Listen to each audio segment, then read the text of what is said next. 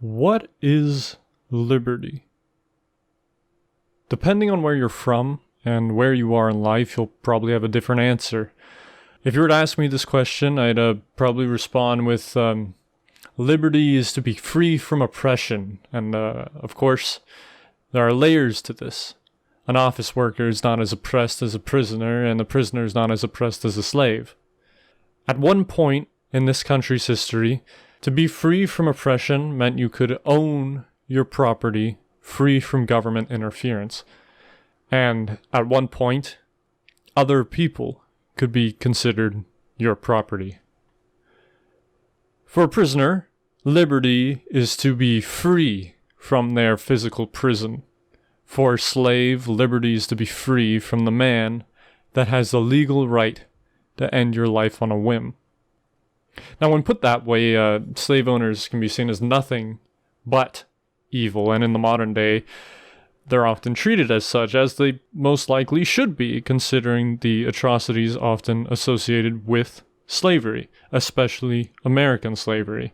And even the memorials of founding fathers and Lincoln himself seem to be regularly defaced, yet despite our modern reactions and disgust with slaveholders today, I can't help but wonder what the opinions of slaves were. How did slaves think of their masters? How did slaves think of the white race, the white people who oppressed them? When learning American history, we're constantly informed of the violence and the rape and the grotesque horrors of slavery, as we should be. And I couldn't help but ask, could I have justified slavery living back then? I mean, I'm as white as you can be. I'd like to think I can't. I think we all would, given our positions in modern society. Nobody would want to think that they could defend such cruelty, or that they themselves could perpetrate such cruelty, especially upon another living, breathing, feeling human being. But if you believe someone to be lesser than you, how easy is it to treat them as lesser? We make judgments like this all the time. If we're being passive-aggressive to someone, why? If we get angry at someone for being stupid, why? We, in some way, maybe not explicitly, but in some way, we think that they are lesser than we are. Now, I'm not saying that's I'm not saying that's to the same extent as it would have been back in the 1700s and the 1800s. And it's not to the same extent as how whites treated blacks and other races during the early 20th century and before. But the point still stands. If you believe someone to be lesser than you, how easy is it to treat them as lesser? It's easy to ridicule them as stupid. And you don't even have to do it to their faces, really. You can do it behind their backs, perhaps just a snide comment here and there. Well, what if it was legal to enslave that person? Would you? Well, like I said, the proportion isn't there. We don't think of them as being that much lesser than us. At least you wouldn't think so. I wouldn't think so. And I don't think I had the capacity to do that just based on a simple surface level judgment of their character and their being as a human, to enslave them. But what if you could justify it by beating them in a game of wits or strength and prove your superiority time and time again? Would you do it then?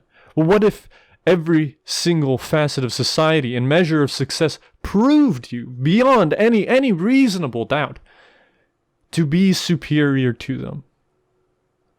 What if they were then gifted to you to be your slave? That is their express purpose. What if they were handed down from your father to you? Would you accept it then?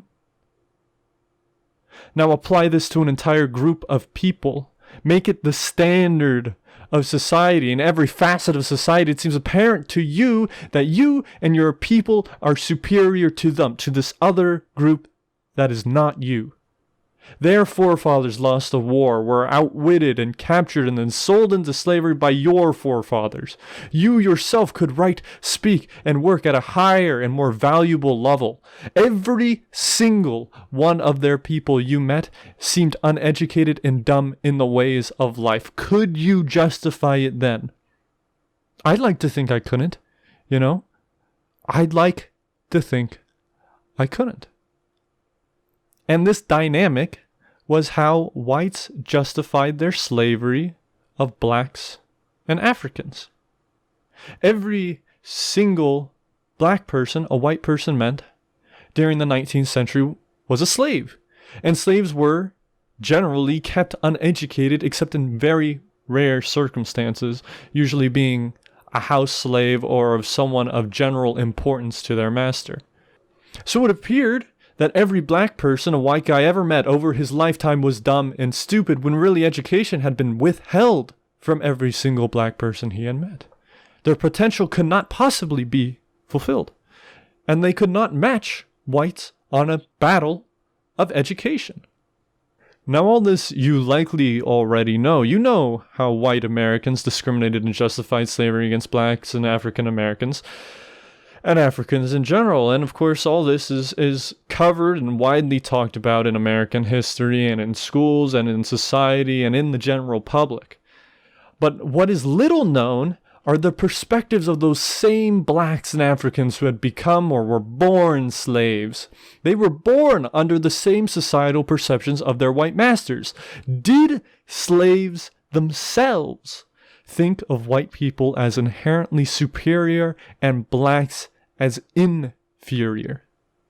That's the question I'm going to try and answer, but not from me personally, but from reading the words of the slaves themselves. And throughout this podcast, there's going to be a whole lot of quotes, and I'm going to try to keep myself from speaking, try to keep my interjections to a minimum, because really I want the slaves to be able to speak for themselves. What were their beliefs? You don't need an interpreter here to come in and say, well, this is what they were actually saying, and then give you no proof that that's what they were saying. So I want to remove that third party, remove myself from the conversation, and have you just listen to the words these people had to say.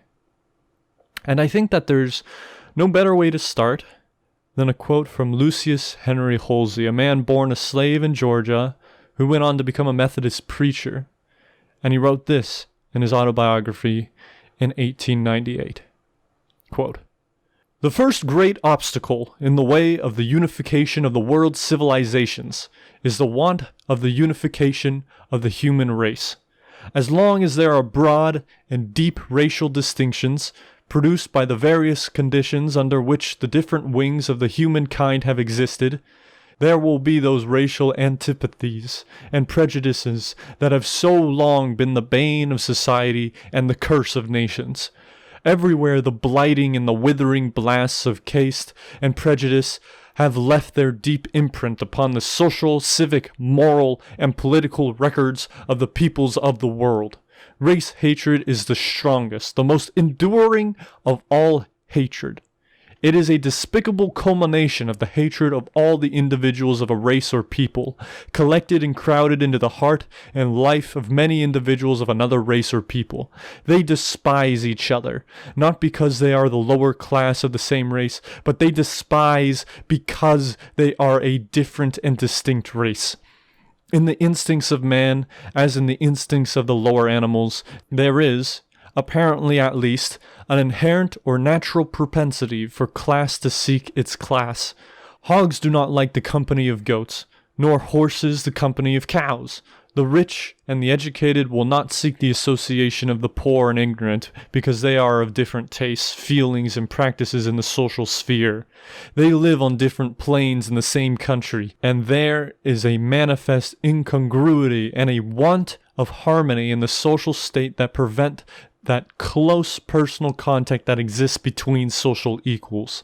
If, then, there is such a difference among individuals of the same race merely because of their class, then there will be a greater difference between individuals of two or more distinct races. And as long as these real and supposed differences exist between man and man, there will be a conflict of forces and interests, so directed in their exhausted regime as to delay, if not despoil, the world of the speedy redemption from the evils that have grown up from the pestiferous soil of human prejudices.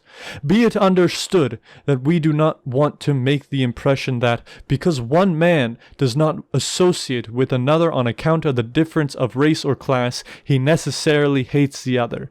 This is not necessary, neither is it always the case. On the contrary, there are thousands of people in all classes and races who love all classes and races, and thousands have given their lives to ameliorate and better the condition of others.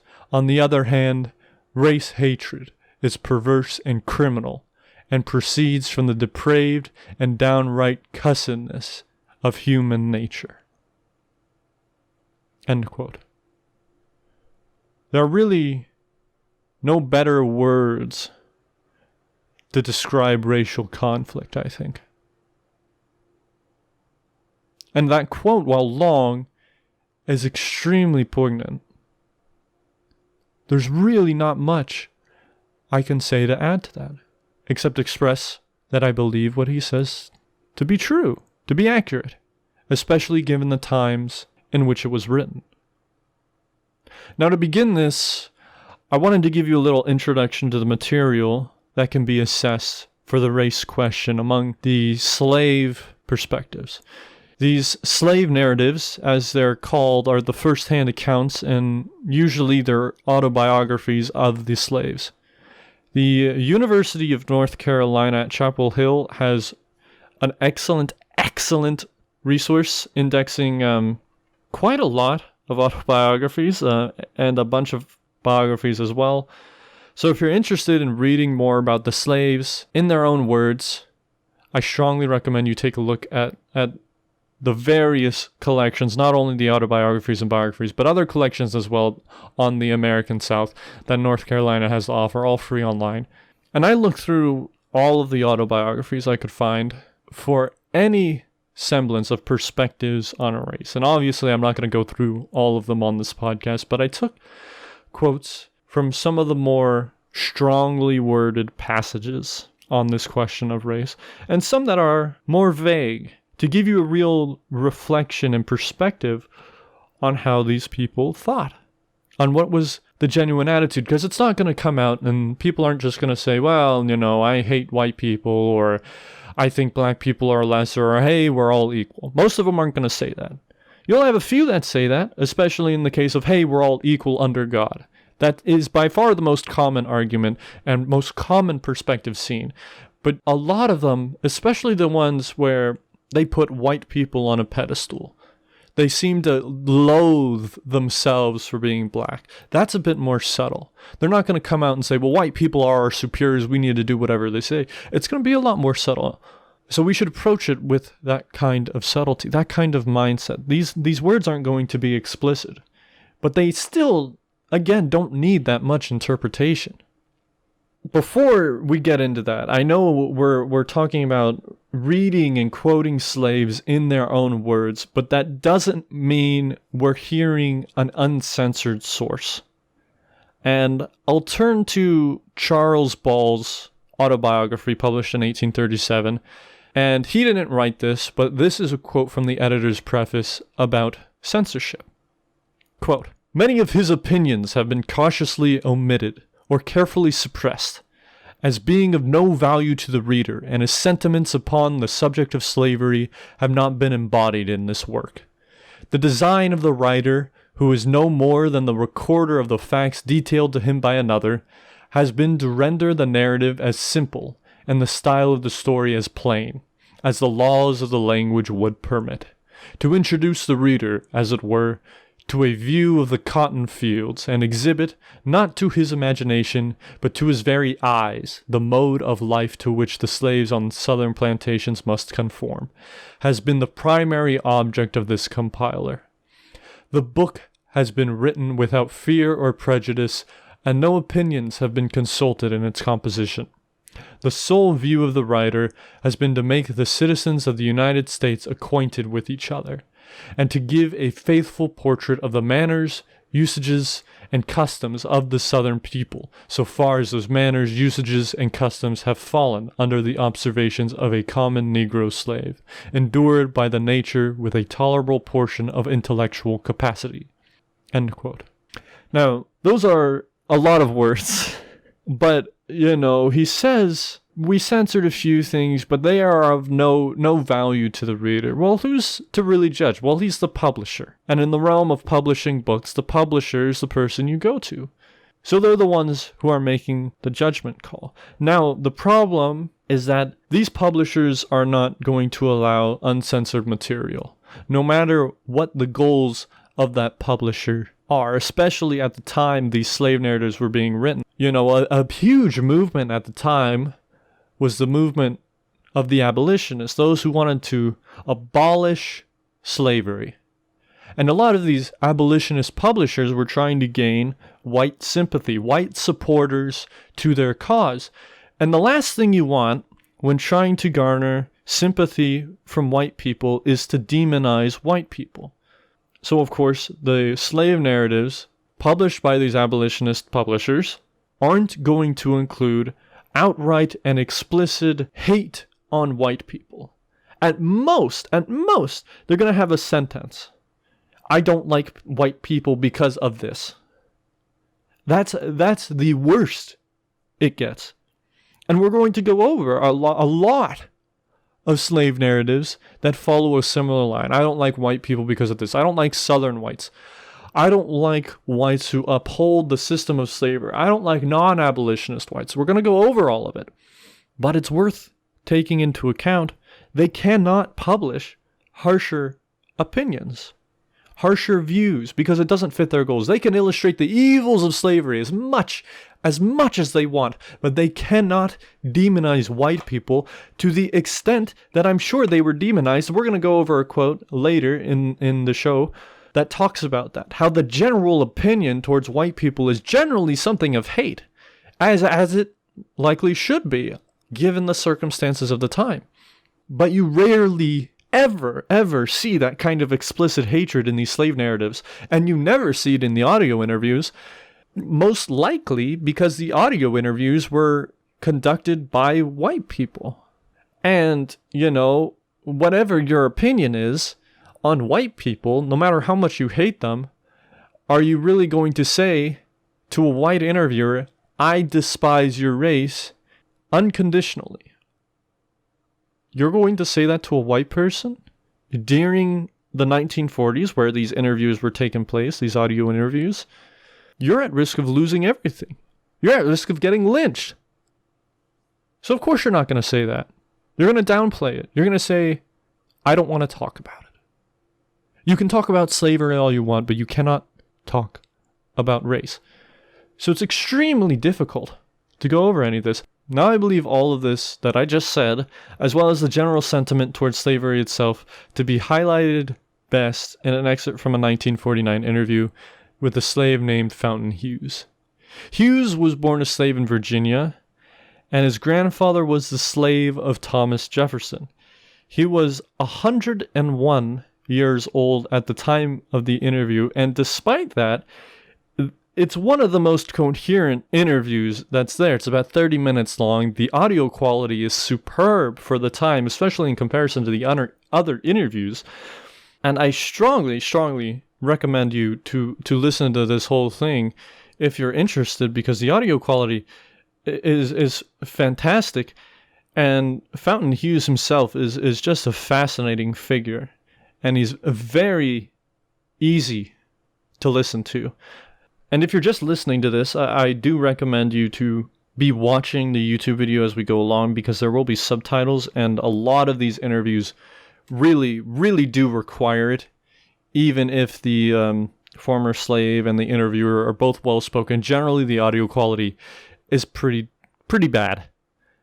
So with that being said, let's go ahead and listen to an excerpt from an interview with Fountain Hughes.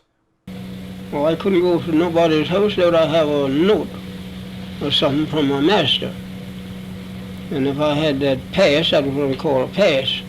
If I had that pass, I could go wherever he sent me, and I'd have to be back. Whoever he sent me to, they'd give me another pass, and I'd bring that back, so to show how long I'd been gone. We couldn't go out and stay an hour or 2 hours or something like that. They send you. Now, say for instance, I go to the Shirley's place, I'd have to walk, and I'd have to be back maybe in an hour. Maybe they'd give me an hour. I don't know just how long they'd give me. But they'd give me a note so there wasn't nobody interfere with me and tell who I belonged to.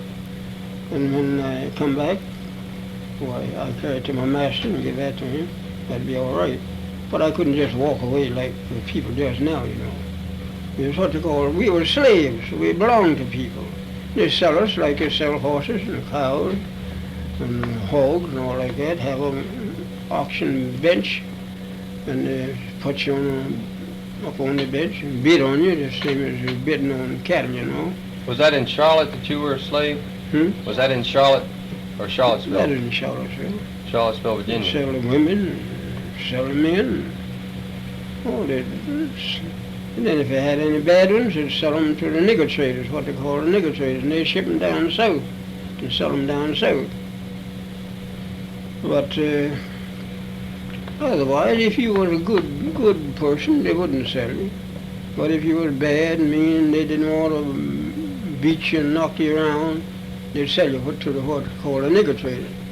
They'd have a regular, sale every month, you know, at the courthouse. And then they'd sell you maybe $200, $100, $500. It was as they call. We were slaves. We belonged to people. They'd sell us like they sell horses and cows and hogs and all like that. Have an auction bench, and they'd put you up on the bench and bid on you just same as you bidding on cattle. Now that illustrates the feelings towards slavery as a whole. But now I wanted to illustrate some of the difficulty of talking about the race question. So I'll play you another excerpt from the same interview a little later on. If my master wanted to send me,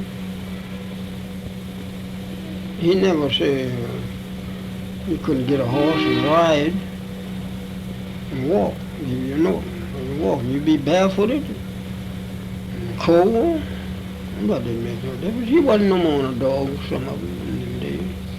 He wasn't treated as good as they treat dogs now. But still, I don't like to talk about it, because it makes people feel bad, you know. I could say a whole lot I don't like to say. I won't say a whole lot, no. He doesn't want to talk about it because it makes people feel bad. And it should make people feel bad because that's what happened. And this is kind of the general sentiment towards talking about race. You don't want to talk about it. It makes a whole section of people feel bad. But you have to. You have to. If you want to change their treatment of you, you have to talk about it. But a lot of people didn't. Nat Turner, the organizer of the Nat Turner Slave Rebellion, one of the most deadly slave revolts in U.S. history, makes no mention of race in his confession. The guy who led an uprising of slaves against the white masters didn't talk about race in his confession. His last words on earth, he didn't talk about race. He talked about slavery, he talked about God, he talked about being on a mission from God, but he didn't talk about race. And race and slavery are so intertwined in American history, you can't untangle them. You can't talk about one without talking about the other. As much as people talk about the evils of slavery itself, who was the slavery perpetuated by? White people. And who was it perpetuated on? Black people. It's intertwined. There's differences in culture, in societal standards, and how society treats you, and your perceptions. Everything is different, depending on whether you were black or you were white. They were intertwined. You cannot separate slavery at the time and race. And so these discussions of race were generally quite rare. But nevertheless, of those that did talk about race and the race question, there seemed to be 3 or 4 conflicting perceptions of how to answer it.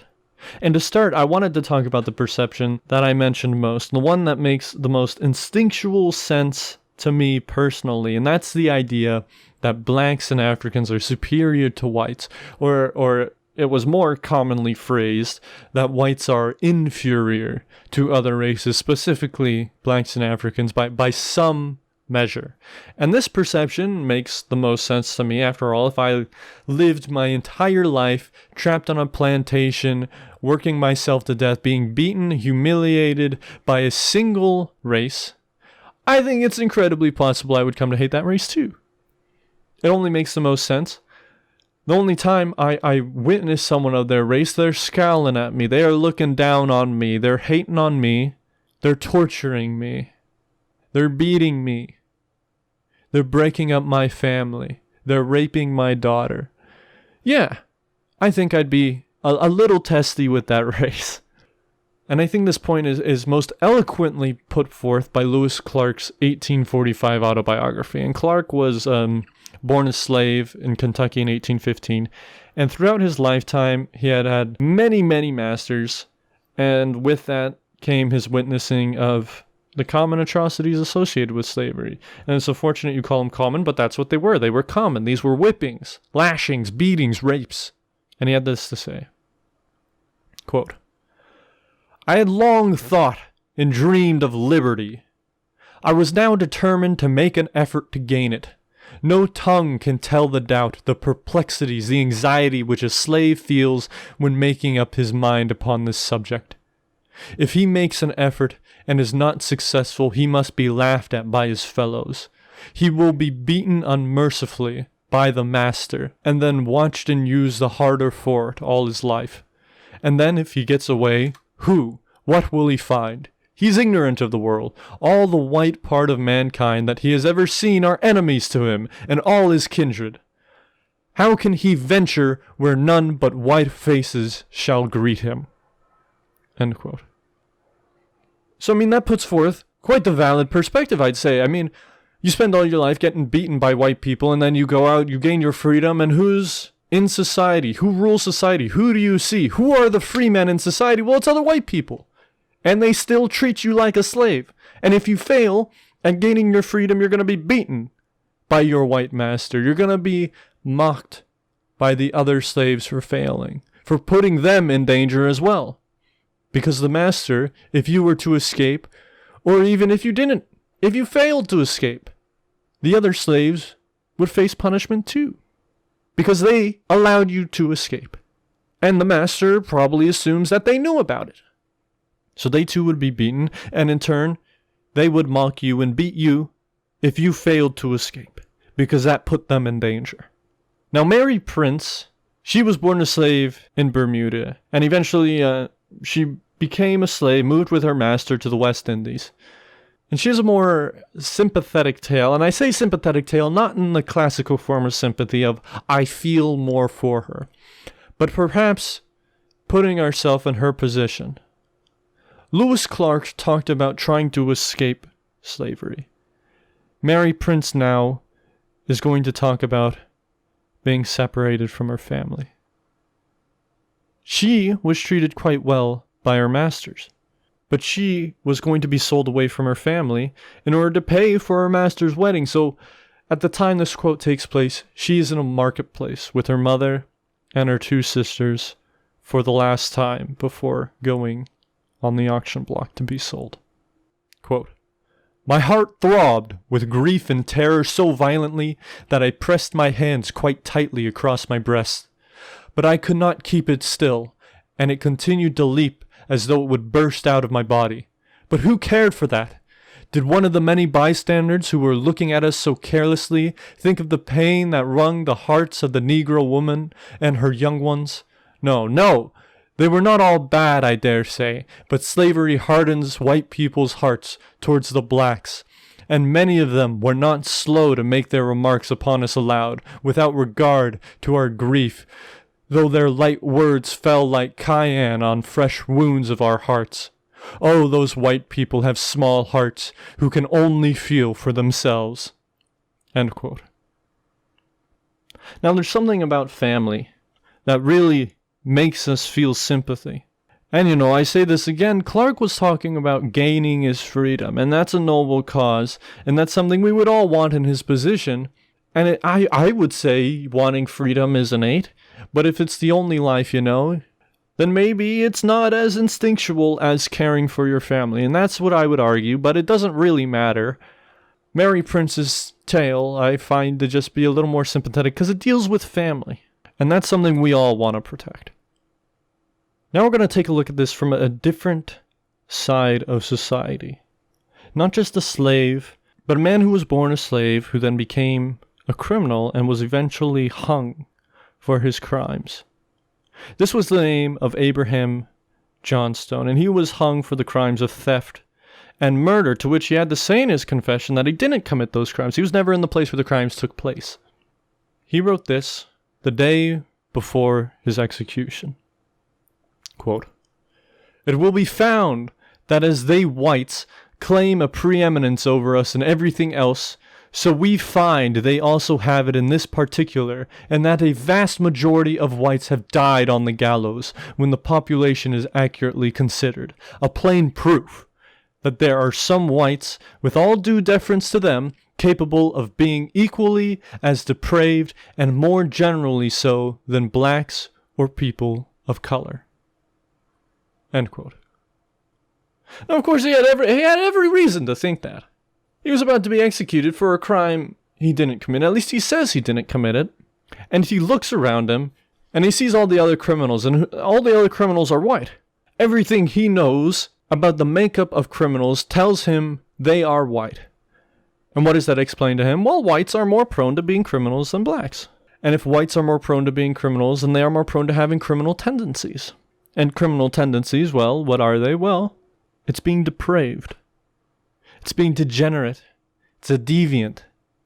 So by his own observation, his own experience, he sees that, and he thinks, well, this is self-evident. White people clearly are more depraved than anyone else on this earth. And that makes sense.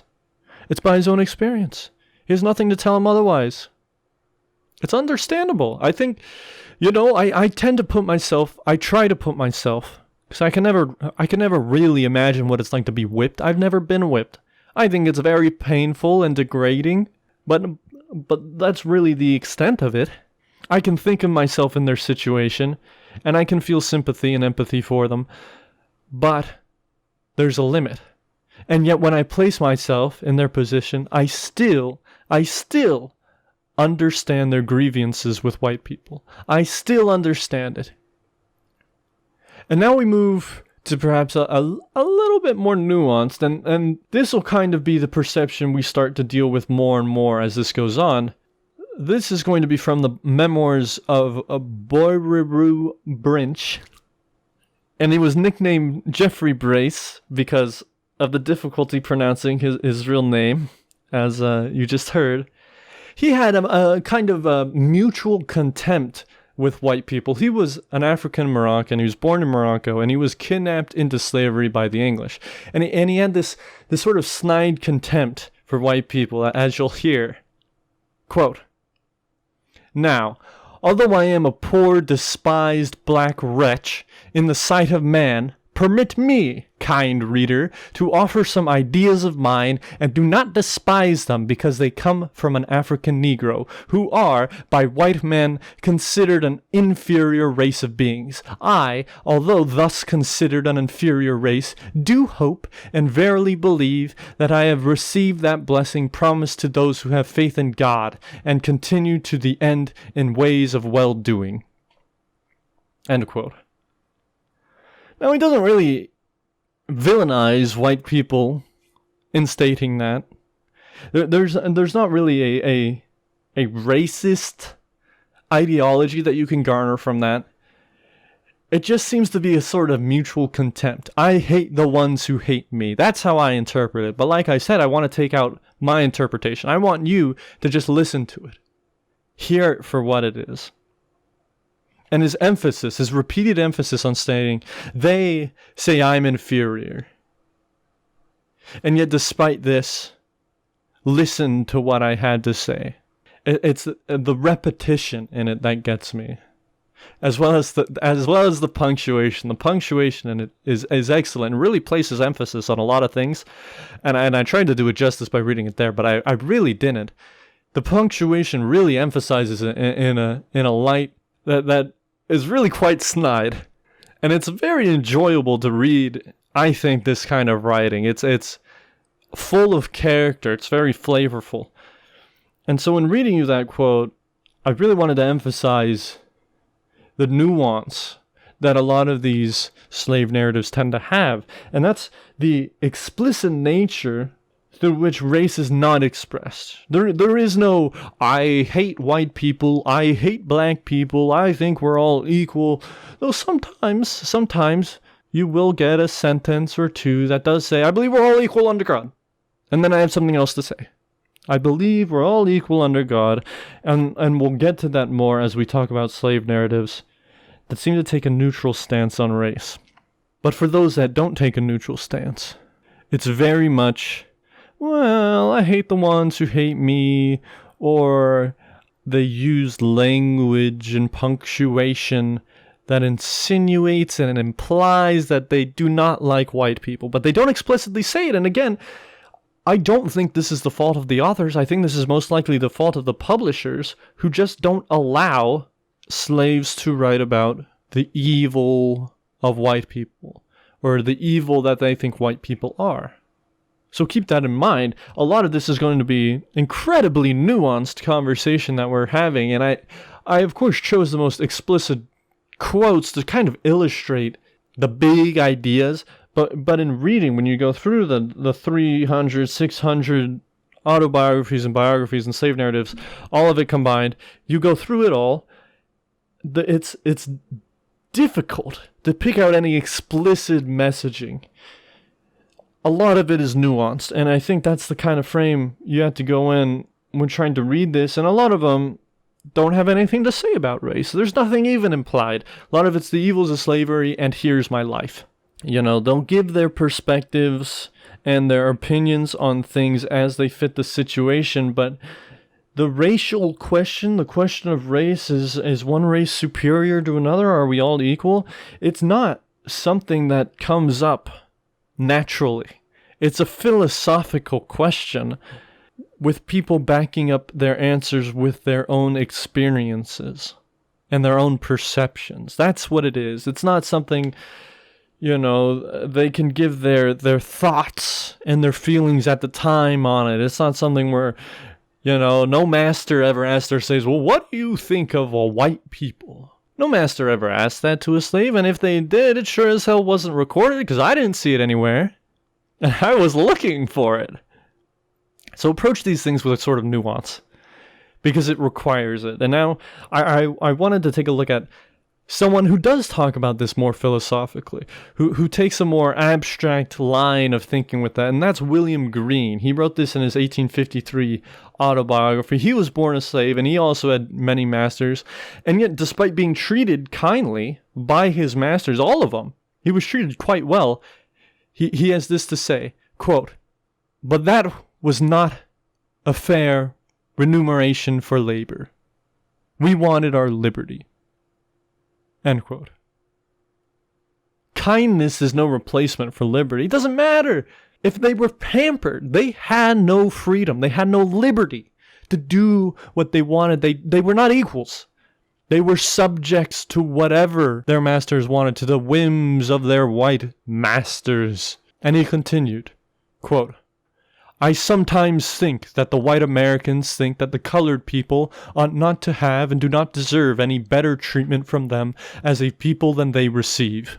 They seem to act as if God made us to be their servants, and that it is just and right for them to keep us in slavery.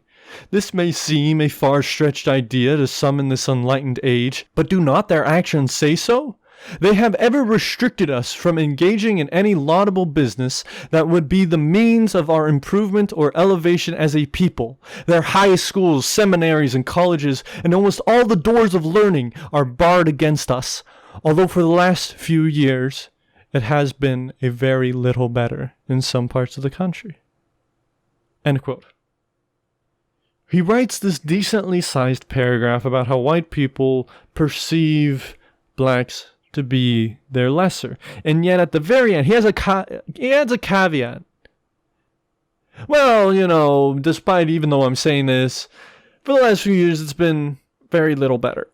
And he says very little better, not to mean that it hasn't gotten better, but that it's improved little. But it's still improved. It's still improved. But by how much? Well, not much. But yet he feels the need to slip that in there. And to me, I read this as, in the context of his larger autobiography, which of course I'm not giving to you. But at least my perception of it in his larger work is that I'm going to give you my real feelings on white people. Him saying, I think that white Americans think this. He's saying, I believe white people to believe this. This is how I perceive white people to be. That's what I think he's saying. And he gives this reason for why white people treat them. They treat them as if they are servants, if they're meant to be servants, as if that's their God-given purpose, is for black people to be subservient to white people, to be their literal servants, to be their literal slaves. But yet, he states his true feelings, and then he's like, well, I should really not go that hard on white people. Perhaps what's my purpose here is what it feels like. With his last added caveat of, well, the last few years it's been improving, but I'm not going to admit it's been improving a lot. It's microscopic, the improvement. But there's still some improvement, so I'll give you that. It almost feels like it just detracts from the entirety of his paragraph. So then, as a reader, I read this and I'm thinking, well, so was he unhappy with white people? Did he dislike white people? Well, hell if I know. I'm not him. As much as I want to read into this, and I'm trying to explain to you how I did read into it, there's no way to know. Did he actually dislike white people? Or was he genuinely saying, well, despite all this, it seems to slowly, snail pace be getting better a little bit. And I don't know. I think it's likely he wrote his true feelings, and he considered his purpose. Well, what's my purpose? I need to promote the cause of abolition and get as many people on my side as possible, and I'm not going to get that by disparaging white people, so I'm going to add, they're improving conditions for us, but only so slightly, so please help us more. That's my interpretation of it. And of course, remove my interpretation, and what do you get? Well, you just end up with his quote. And I encourage you again, if you doubt any of my interpretations, as you should, then go and read it for yourself. Read it in its full context and have your own interpretation of it. Because at the end of the day, we can interpret historical quotes as we do all the time. And a lot of people interpret them without their nuance, even though there tends to be a lot of nuance to these conversations. And they come up with different perceptions of what the person was really saying. Hell, we get this all the time in politics. I'm not going to talk politics, but we get it all the time in politics. Well, they were really saying this. They were really saying that. Even though they said this, no, that's not what they meant. They meant this. And sometimes it's used to correct an error in what a person had to say. And promote, well, they were actually saying this, and that's good for them. Or it's used by their detractors to say, well, no, they were saying this, and that's why it's bad, and that's why you should vote for my guy instead. But regardless of whatever the interpretations are, no one can know except for the person themselves, except for the person we're taking the quote from. They're the only person who has the true answer. So again, I'll illustrate this probably a few more times throughout this podcast, throughout the show. But we cannot know for sure what was meant by these quotes. We can interpret based on the context, based on everything that's there, and come up with different answers, none of which may be the actual intentions of the person who wrote what they did. So we'll move on a little in time. And the further away free men got from their slave past, they began to reflect more on their experiences as slaves, and their arguments began to take on a more philosophical and preacher-like notion. It was a movement away from, this is the evil of slavery, and this is why it's bad in my experience, this is what I experienced. I was whipped, I was beaten, I was this, I was that. It moves away from that, and it takes on a more philosophical, this is the evil of slavery because not my experience, but because of some abstract notion, some abstract morality or code or God-given belief. It moves away from the physical experience of people and onto something more philosophical in nature. And I wanted to open this up with Henry Box Brown, and he's quite well known. He freed himself by shipping himself inside a wooden box. And he was born a slave in Virginia in 1816, and he was treated with relative kindness by his master. He was never whipped, never went hungry. He never even partook in hard labor or ever lacked clothing. And yet he still found himself eventually disliking slavery, but not on the basis of his cruelty, but what it stood for, and that was the deprivation of the fundamental freedoms of man. And this, I think, is the philosophical shift from talking about the physical aspects of the evils of slavery and onto something more philosophical, and that's the deprivation of the fundamental freedoms of man. And Henry Box Brown, he eventually escaped freedom by shipping himself in a wooden box. And he seemed to have a dislike for white people because they let slavery stand in direct opposition to Christian beliefs. That's why. He didn't dislike white people for necessarily their actions or how he was treated, but because they let slavery stand in direct opposition to Christian beliefs and the preservation of the fundamental rights and freedoms of man and humanity as a whole. And he became a leading abolitionist. So he had this to say. Quote, "We love our friends more than white people love theirs, for we risk more to save them from suffering. Many of our number who have escaped from bondage ourselves have jeopardized our own liberty in order to release our friends, and sometimes we have been retaken and made slaves again while endeavoring to rescue our friends from slavery's iron jaws. But does not the slave love his friends? What mean then those frantic screams which every slave auction witnesses, where the scalding tears rush in agonizing torrents down the sorrow-stricken cheeks of the bereaved slave mother, and where clubs are sometimes used to drive apart two fond friends who cling to each other as the merciless slave trader is to separate them forever? Have you any feeling? Does this recital arouse those sympathetic feelings in your bosom which you make your boast of? How can white people have hearts of tenderness and allow such scenes to daily transpire at the South?" End quote. It's a more philosophical approach. Where's your empathy? I don't see it. The very conditions of slavery go against any semblance of empathy. Where's your empathy, white people? Stand up for us. Stop this system of self-evident cruelty. This isn't something you have to experience to be against. This is something you walk into the slave trader auction. It's very public. It's out in the open. People are trying to sell auction slaves to the highest bidder. You're not going to hold it in a private area. You're going to hold it out in public. It's the town square. Come. Buy a slave today. We're selling to the highest bidder. This is something white people in the South witnessed every day. And yet despite them witnessing this, the sorrow-stricken cheeks of the bereaved slave mother, clubs being used to tear apart fond friends, and when he says that, he doesn't mean clubs going in between their hugging arms, he means them being beaten half to death. How can you witness that and claim empathy? And claim feeling? He despises white people, and perhaps that's too strong of a word, but he despises white people because they refuse to stand up for slaves. They refuse to stand up to a system that goes against fundamental Christian beliefs of having empathy for your fellow man. And despite white people claiming that blacks are not their fellow men, they're subhumans, blacks show in public every day that they have the empathy, that they have the makings of a human being. It should be self-evident to white people. Why don't they stand up for us? Why don't they?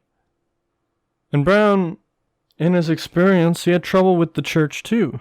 He was raised in an Episcopalian church, and he had a lot of trouble with their preacher there, and his preacher was a very close confidant of his master and a very close friend. So we'd routinely see this guy. His name was Mr. Allen, as he was referred to in the narrative. And this, I think, became the impetus for his belief that perhaps white Christians don't perceive us as humans, and that's why they're not standing up for us. And as his ideas developed, he came to notice, he came to realize, perhaps it wasn't even a slow thing.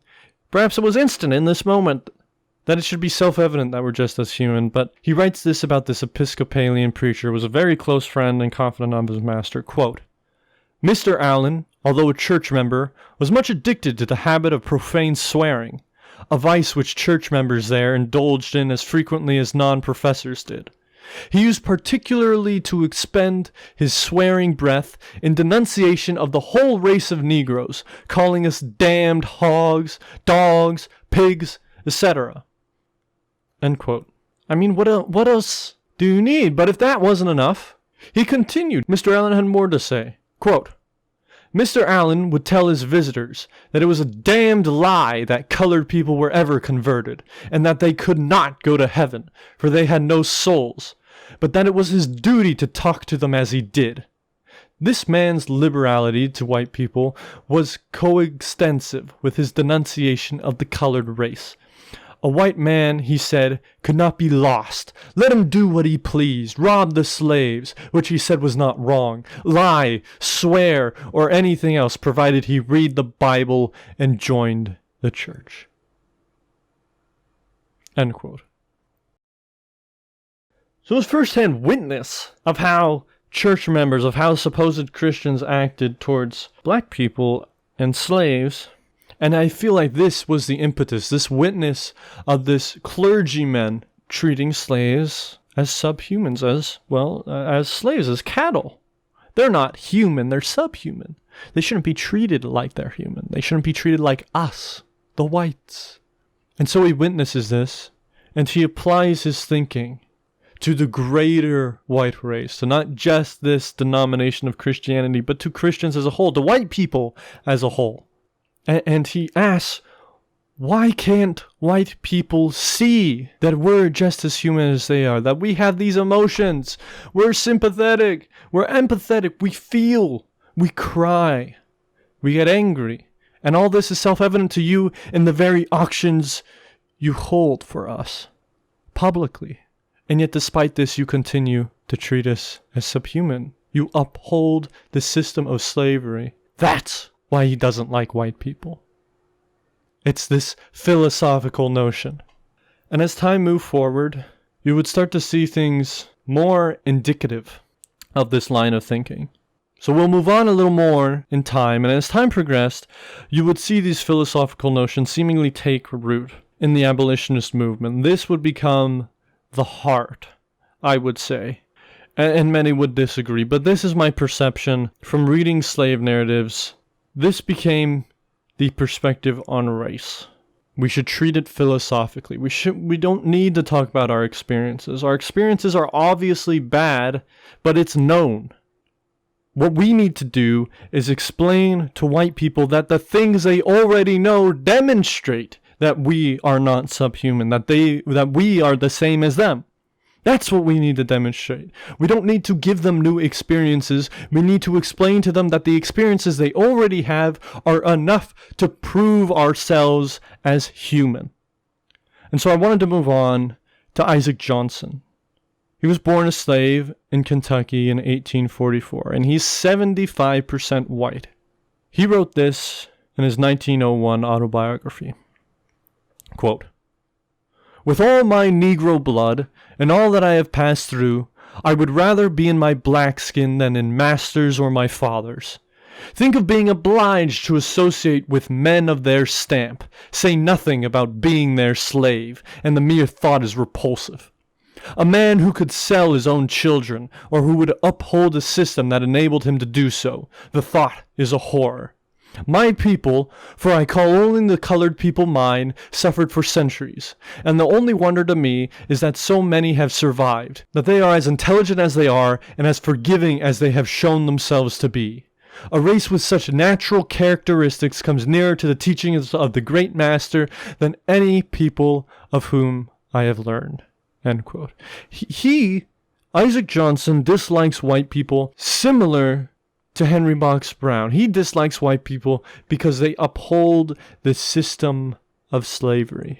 And he does take this more physical approach. How can you enable these horrors? He's not so much trying to prove the humanity of black people as Henry Box Brown seemingly was doing.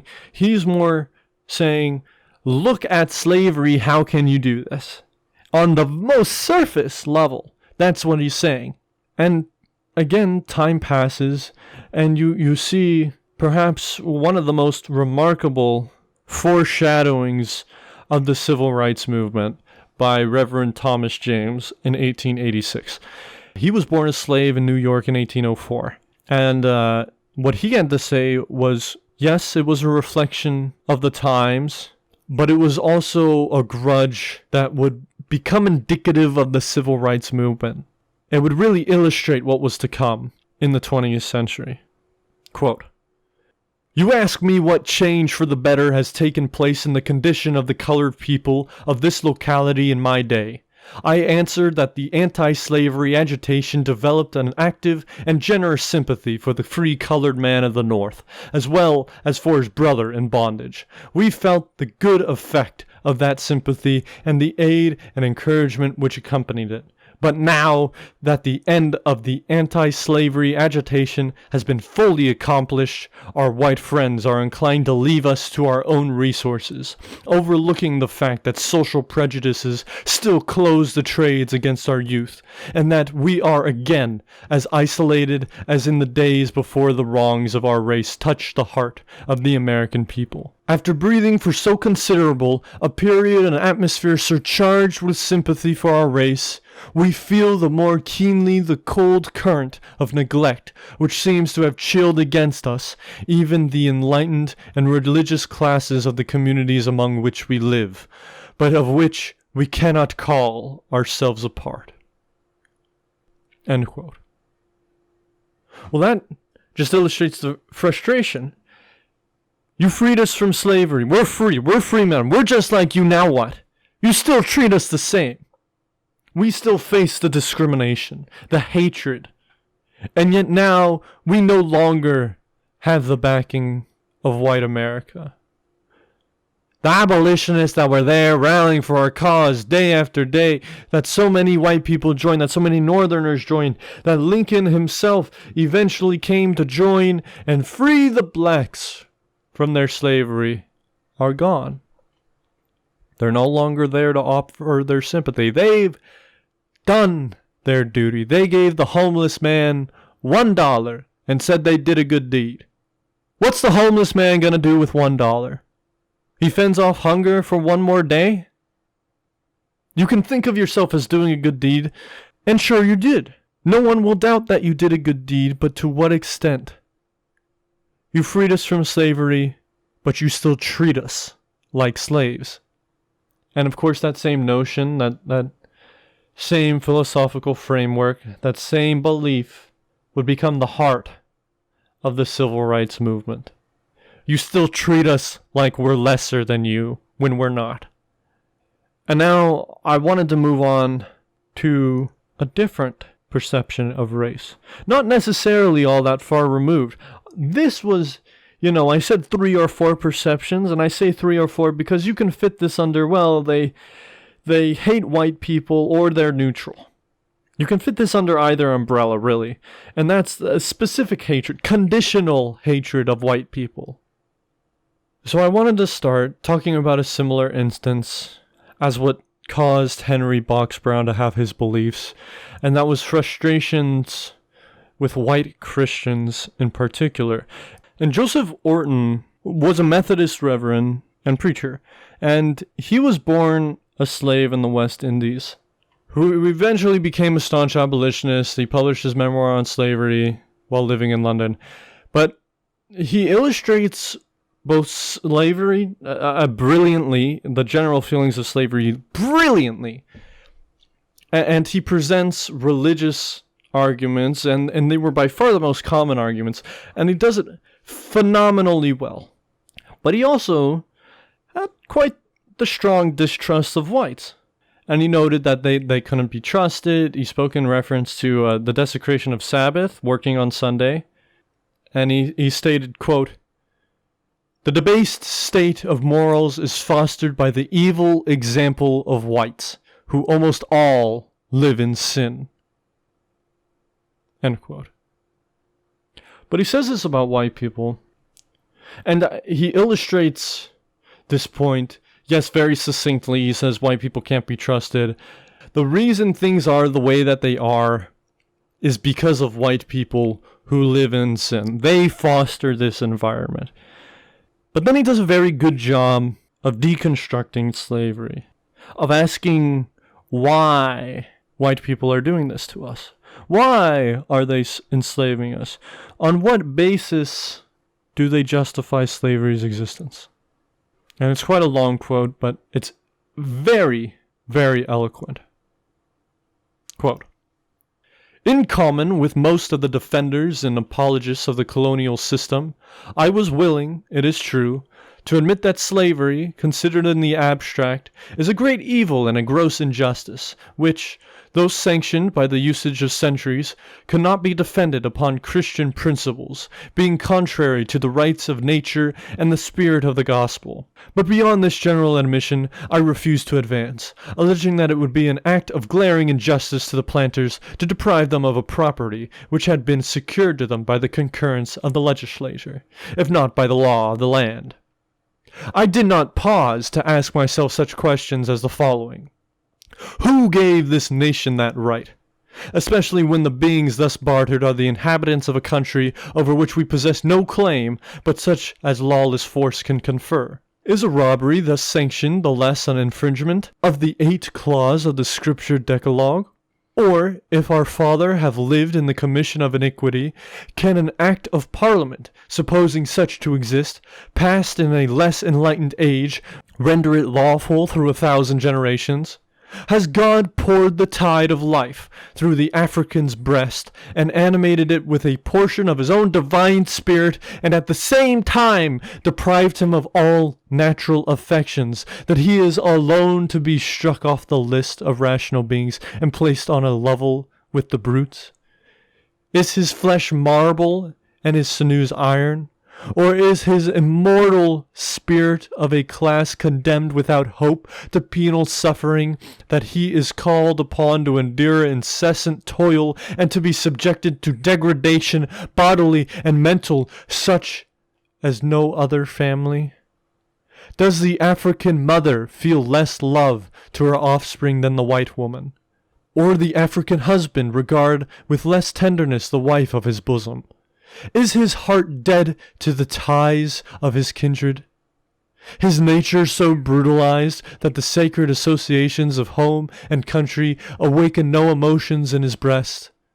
Let the history of Haiti, since the abrogated rights of humanity were there reconquered by the African race, render a practical reply to such questions, and unanswerably demonstrate that the Negro does feel, keenly feel, the wrongs inflicted upon him by his unrighteous enslavers, and that his mind, barren as it has been rendered by hard usage and desolated with misery, is not unwatered by the pure and gentle streams of natural affection. And, once convinced of this, can we longer remain unmoved by his sad condition, or contemplate with indifference his bodily and mental sufferings, and still dare to postpone to an indefinite period the termination of his impression and of our own guilt? End quote. Now that is just extremely eloquent. And it recognizes the general sentiment of slavery is that this is just the way the world is. This is how things are. I didn't question before. I didn't ask these questions that needed to be asked that would not have justified slavery. Because if you consider slavery by law, yes, we are property. And people have the right to do whatever they want with their property. It is the law. I recognize it as such because I did not recognize these questions that should have been asked. That if you answer, disregard the right to treat us as property. It realizes the religious hypocrisy with which Christians defend slavery, despite its conflicts with religious principles. And yet, it also acknowledges that slaves themselves, while they didn't like slavery, they were accepting of it as being the way the world was. And obviously, not all of them accepted it, because if they accepted it, they wouldn't have had so many fugitives, so many escapes, so many revolts. So clearly not everyone accepted of it, but you can see the general notion, the general mindset here of slaves being, well, this is the way the world is. I'm going to live the best I can, so be it. I do not question these things. And he says, once he starts questioning these things, that's when slavery falls apart. Yes, by law, by centuries of precedent, slavery is justified. By our forefathers, slavery is justified. Through tradition, it's justified. Through history, it's justified. But if we look at slavery itself, what does it do? If we answer any of these questions posed, who gave this nation the right? Are Africans, even though self-evidently animated with the same emotions as whites, any less rational? Does it appear that way? No. The answer to all of these questions, no. There's nothing that can justify slavery either on a religious basis or even if you examine precedent. Sure, just we did it in the past, therefore it's okay to do it now. If it's devoid of any critical thinking, sure, you can justify it, but if you think and you apply critical analysis, it doesn't even have to be all that critical. What makes us different from them? Skin color? They appear to be dumber than us. But if you talk to them, if they're educated in the same way as us, if you give them the same circumstances that we were given, they're the same. There are no differences, just skin color. And that's it. That's the difference. But we're all the same. When reading that, it's very clear that Joseph Orton was a preacher. And it's absolutely eloquent, phenomenal, very, very well written, and it illustrates the point of slavery and the general sentiment perfectly. We can justify it if we don't think, and slaves generally accept it as the way it is. We don't question. Now moving on to more specific denunciations and frustrations with white preachers and Christians in general, I wanted to talk about the work of James W.C. Pennington. He was born a slave, and one of his first memories, his earliest memories, was being at an auction block. And he was going to be bought by a different master than the master who owned his mother. And he saw his mother get down on her knees and beg her master not to sell him. Don't sell my son. Please, please, please. I'll do anything. Don't sell my son. Keep our family together, please. She'd be crying, sobbing, as would be expected by any mother, wanting to keep her family together, wanting to keep her son. And everyone was unsympathetic to her cause. Instead of sympathy, her master beat her severely, and he was sold to a different master. And as he grew, and he became Christian, as many slaves do, and he recognized the hypocrisy with which Christians justified slavery. And this is, really, the Christian hypocrisy can be, it can go on hours and hours. It's very commonly talked about amongst all slave narratives, our Christian beliefs, religion in general, frustrations with the Christian church, and how they approach slavery and how they justify it and how it goes against scripture and teachings and everything. And Pennington, he spoke of his frustrations with various white preachers and even whites in general, white Christians in general. And he said this, quote, "When Christians and Christian ministries then talk about the mildest form of slavery, Christian masters, etc., I say my feelings are outraged. It is a great mistake to offer these as an extenuation of the system. It is calculated to mislead the public mind. The opinion seems to prevail that the Negro, after having toiled as a slave for centuries to enrich his white brother, to lay the foundation of his proud institutions, after having been sunk as low as slavery can sink him, needs now only second-rate civilization, a lower standard of civil and religious privileges than the whites claim for themselves. During the last year or two, we have heard of nothing but revolutions and the enlargements of eras of freedom on both sides of the Atlantic. Our white brethren everywhere are reaching out their hands to grasp more freedom. In the place of absolute monarchies, they have limited monarchies, and in place of limited monarchies, they have republics. So tenacious are they of their own liberties.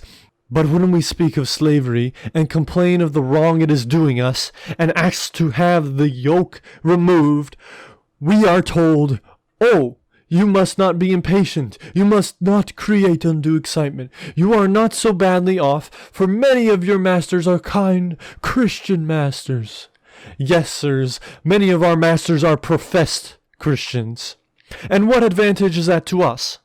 The gray heads of our fathers are brought down by scores to the grave in sorrow, on account of their young and tender sons, who are sold to the far south. Our venerable mothers are borne down with poignant grief at the fate of their children. Our sisters, if not by the law, are by common consent made the prey of vile men who can bid the highest." End quote. Again, it's another example that illustrates Christian hypocrisy. How can you say our masters are kind Christian masters? They profess their Christianity, but they do not act as Christians should act. They do not treat us like humans. And so I think those few examples given illustrate extremely well the general frustrations with white Christians, and frustrations is probably too lax of a word, too weak of a word. A lot of these seem to be almost desperate pleas. Please, see what you're doing wrong. See that they are not devout Christians as you so claim them to be, as they themselves claim to be. See them for what they are. See them for how they treat us. We're Christian too. Why do Christians treat fellow Christians like this if they profess themselves to be Christian? Why can't they see it? Please, why can't you see it? See it. See it. Yet it was not only the clergy that many ex-slaves had frustrations with. It was an even more specific hatred, perhaps.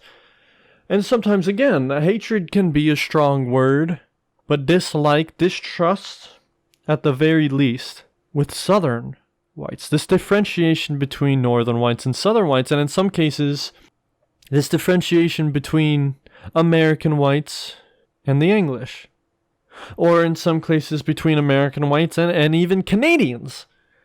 Though, it's worth mentioning, Canada had their outcrops of extremely racist settlements that some of these slave narratives talk about that they moved out of to get away from. But a lot of Canada was similar to the American North. Some parts were even less discriminatory than the American North, as why the ex-slaves moved up there, or in many cases, slaves would move abroad after escaping as fugitives to avoid being recaptured and sent back down to their masters. And so there's this differentiation between Southern whites and Northern whites, and between Americans and English, and how they treated blacks. And there are quite a few examples of this. You have cases like the interesting narrative of the life of Aloda Equiano, or Gustavus Vasa, who was an African, pretty clearly an African, because I cannot pronounce his name, unfortunately, and I apologize for that. And he was kidnapped from Africa, flogged harshly on the slave ship, and because that was his first encounter with whites, he viewed whites as barbaric and violent. And then he suffered slavery, but eventually, once he was free, he recognized not that all white people were evil, but that yes, white people held innate power in society. But even though he didn't resent them because they held this innate privilege, this innate power, he seemed to only dislike those who exercised this power to harm blacks.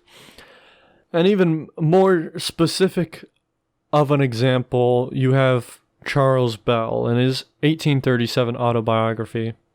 He blamed Southern whites as a whole for slavery. He was born on a slave ship and lived as a slave in Maryland. He lived with his master and his father while the rest of his family was sold to various other masters further south. And he eventually became a slave in Virginia and a few other states with differing masters and witnessed a whole bunch of egregious punishments. But he blamed Southern whites as a whole for slavery. And this was not all that uncommon, as you'll soon see. But he had this to say, quote, "A large number of the most respectable and wealthy people in both Washington and Baltimore, being altogether opposed to the practice of slavery, hold a constant control over the actions of their friends, the farmers, and thus prevent much misery. But in the South, the case is widely different. There, every man, and every woman too, except prevented by poverty, is a slaveholder, and the entire white population is leagued together by a common bond of the most sordid interest in the torture and oppression of the poor descendants of Africa. If the Negro is wronged, there is no one to whom he can complain. If suffering for want of the coarsest food, he dare not steal. If flogged till the flesh falls from his bones, he must not murmur. And if compelled to perform his daily toil in an iron collar, no expression of resentment must escape his lips." End quote. So this is a perspective, I think, where you're moving away from the categorical and broad hatred of white people to a more experienced perspective. And I'm not saying those who hate all white people as being inexperienced, but rather that these ex-slaves who seem to have a conditional hatred of certain white people do so because they recognize that just as not all ex-slaves, that not all slaves, that not all black people, that not all Africans are the same, neither are all white people the same.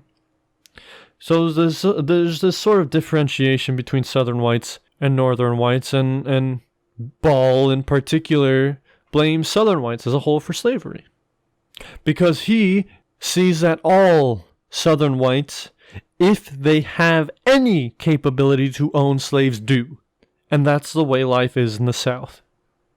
So therefore, applying that to all of Southern society, all Southern whites, therefore you can get the specific hatred for Southern whites. You can understand it.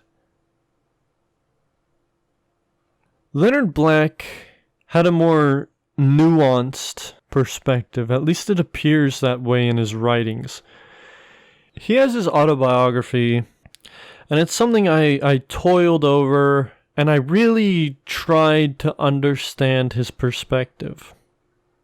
And I couldn't pin it down. It was something that you have to consider with such nuance. It's another one of these narratives that you really can't know what exactly he was going for. Did he hate whites as a whole? Did he hate just Southern whites? Did he just hate slave owners? And personally, I came to think that his gripe is more with slave owners than whites. And before I elaborate on that a little bit more, Black had this to say in his 1847 autobiography.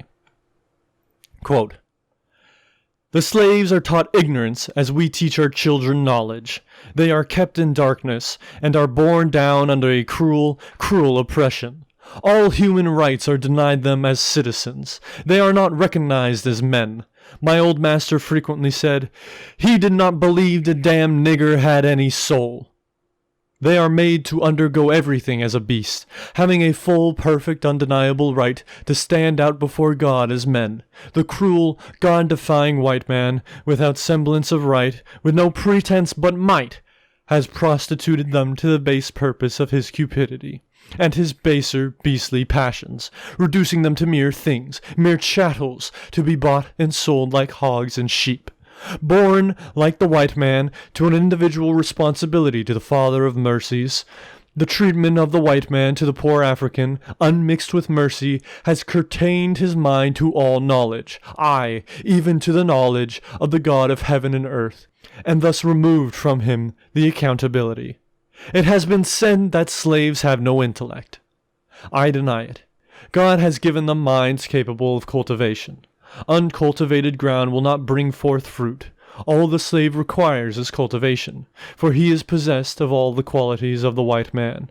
I could refer to many of the colored race whose mental endowments are superior to many of those arrogant white men who abhor colored men and pretend to be his superior in knowledge. The language of Jesus Christ to his apostles should teach us not to despise the workmanship of God." End quote. So as I said, I mean, that is all difficult to necessarily interpret. It seems all black and white at first, his hate seems to be directed at slave owners. But then you get to the second part, the part that begins talking about slaves having no intellect and him saying, well, actually they do. And that the slave just requires the same circumstances as his white masters and he'll prosper the same. But yet, in that second portion, he seems to direct his hatred more at whites as a whole. So it's difficult. Again, there's this nuance in these conversations, in these perspectives, that you can't really know for sure where the hatred is directed. And I like I said before, I think his gripe is more with slave owners than with whites as a whole. He concludes his autobiography with this, and it's a short quote. Quote, "Reader, I take my leave of you with the fond hope that the recuperative moral energies both of the North and South will soon herald the dawn of that glorious day when the sweat and blood of the unfortunate African shall no longer be struck into coin for the use of the cruel, unrelenting white man." End quote. So now, even though both parts initially, even the part where he speaks about slaves having no intellect, as I explained before, and how that seems to be directed as to whites as a whole, at whites as a whole, you can still fit, while he says white men as a whole, he's actually referring to white slave owners, given the greater context of the quote. That seems to be more of where his hatred is being directed. But now you add the concluding statement. The cruel, unrelenting white man. There's no slave owner label there necessarily. It's just white people. In general, white people are cruel and unrelenting. But then, even taking that into greater consideration, into greater context of his work, the rest of the narrative doesn't make notes of any of the faults of whites, but does make note of the faults of slave owners specifically. So even though his concluding statement targets whites as a whole, it may not necessarily mean so. Because in the greater context, he only discusses the wrongs of slave owners, of whites as slave owners, not as whites, but as slave owners. There's the difference there. There's the distinction between I hate white people and I hate slave owners. So there's this nuance. Again, I bring it up again and again and again because it's so important when you're interpreting and considering what these slave narratives are saying. Because you don't want to misinterpret them. I don't want to have my own views of how slaves thought. I want to know what slaves thought because they're telling me what they thought. I don't want to make my own interpretation. But of course, sometimes it's necessary, like in this one.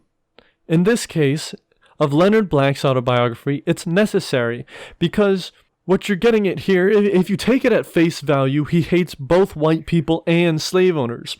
But if you interpret it, as I did, then it seems to be that he just hates slave owners. Now again, as was the case previously, this could just be I was going to say some stuff about white people, but given I'm writing for an abolitionist publisher, I shouldn't. So I'll talk about the evils of slavery and of slave owners instead, because that's much more sympathetic. That's more likely to get people to get on your cause than talking about the evils of white people or the evil you believe white people to be. So there's nuance here. Again, there's always nuance, and I try to remove myself as much as possible. Could I be interpreting this wrong? Absolutely.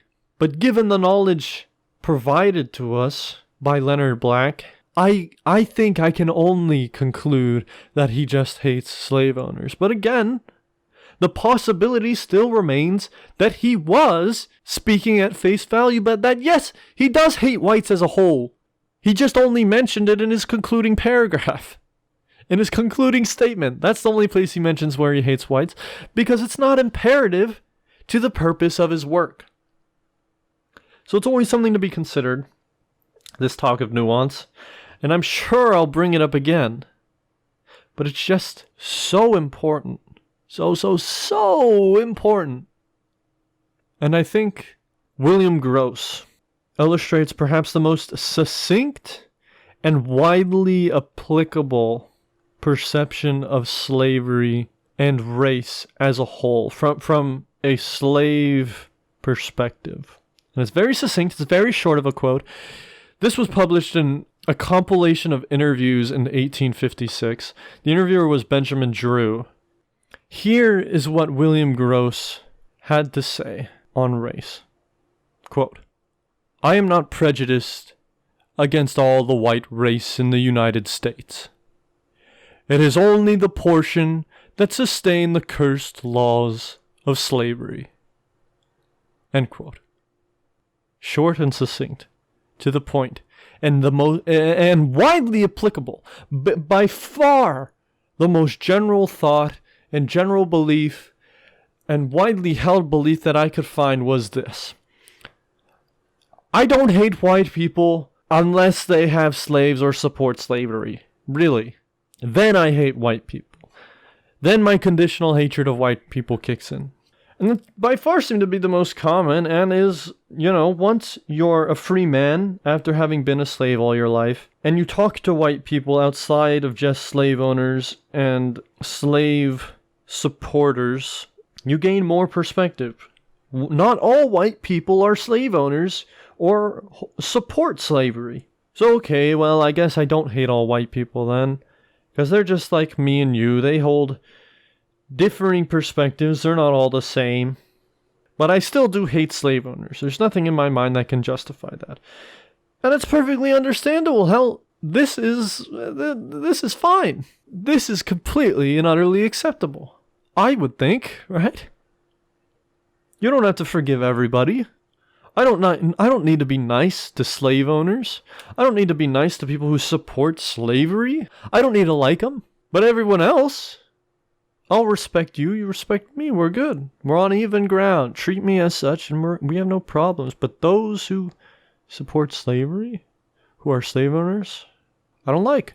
And that seemed to be the most widely accepted and perspective of race and slavery in general, was I don't hate white people, but I do hate the ones that are slave owners.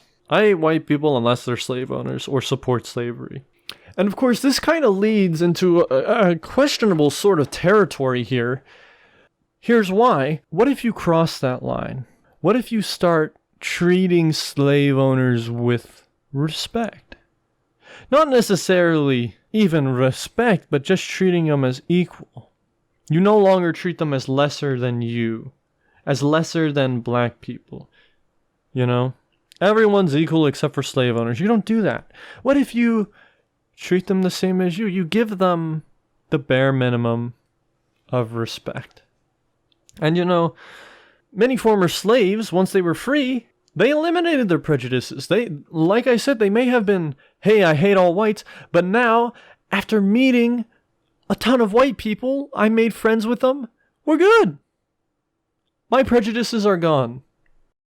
And while I say this is the most widely accepted and general idea that could be found on race and slavery amongst all the slave narratives, I'm not sure it was the most widely held perception of race and slavery.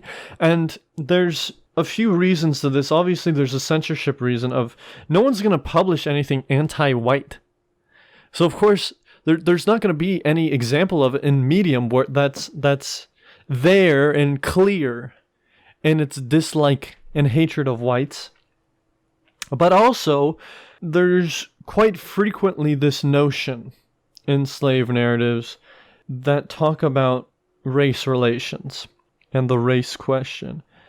And I'll use an example from Daniel H. Peterson's autobiography, published in 1854. I'm using his quote here, not because it's something specific to Peterson, not because he's the only one who said it this way, but because it illustrates the general idea amongst many accounts that I read of generally blacks think of white people as the enemy, as evil, as they're lesser. They flip the script. Black people aren't lesser, white people are lesser. That seems to be the most widely held sentiment, at least as expressed by these other authors. And I'll read the quote now.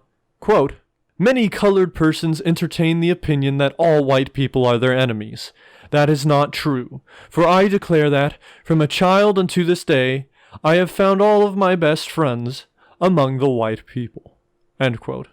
You know, I read that quote, initially I'm like, well, that's in defense of white people, and it is. But you examine that more closely, and you see that many colored persons entertain the opinion that all white people are their enemies. And this is extremely common, this sort of quote, amongst a lot of slave narratives. It's present. You know, contrary to popular belief, I don't believe white people to be the enemy. I don't believe white people to be our lesser. In contradiction to the widely held view that white people are our lesser. I believe this. It's a common theme, and yet there's no instances of it in publications because there can't be. It would be censored. It wouldn't be published. So I don't know what the prevailing belief is. Though, of course, you know, Peterson, using a word like many colored persons, the word many there, what does many mean? Is it a majority? Is it, you know, some, you know, just a portion, a percentage, a fourth, a third, half, a tenth, you know, 100th? What is it? I don't know. Only Peterson knew. Only people of that day knew the general sentiment. So there's this, I think, from what I can gather from reading, that it could have very well been that the general sentiment of race amongst slaves and freemen was a dislike for whites. And again, not unjustifiably so. So it's just another thing to consider. Another little bit of nuance to consider in these conversations. You know, what I'm quoting might not be the popular view, might not be the most widespread belief, even if it's the most widely applicable across all of the literature present. It may just be that that's the most widely applicable and most general notion held by the works that got published, which is a different subset. So another aspect of nuance that needs to be considered. But of course you move from this conditional hatred, this dislike for Southern whites or even just slave owners, and you start to say, well, I think I can respect slave owners, not even necessarily respect, but treat them equal. I don't need to treat them like they treated us. I don't need to treat them with disdain, with hatred. I can treat them as equal. And this is where you get into the more neutral territory. And I think quite a bit of the slave narratives held this perspective of blacks and whites are equal. And most commonly, by far, their arguments were based on faith. Most of these Free men now found friends among white people in their congregation, in their church. Or if they were free prior to the Civil War, they found friends among the British in England and occasionally Canada. And so they realized not all white people are the same, and, based on religious arguments, a lot of the time, there's no reason to treat slave owners as any lesser than us, even though they treated us like that. And we may want to treat them lesser, but they're not. And they use, many times, faith-based arguments, and there's a perfect example of this in the 1857 autobiography of Austin Stewart. He was a former slave, born in Virginia. Whippings were regular, and the slaves were poorly fed. Conditions were just poor. When you think of slavery, probably the conditions under which Austin Stewart was a slave come to mind. And he wrote in his 1857 autobiography, quote, "Some have attempted to apologize for the enslaving of the Negro by saying that they are inferior to the Anglo-Saxon race in every respect. This charge I deny. It is utterly false.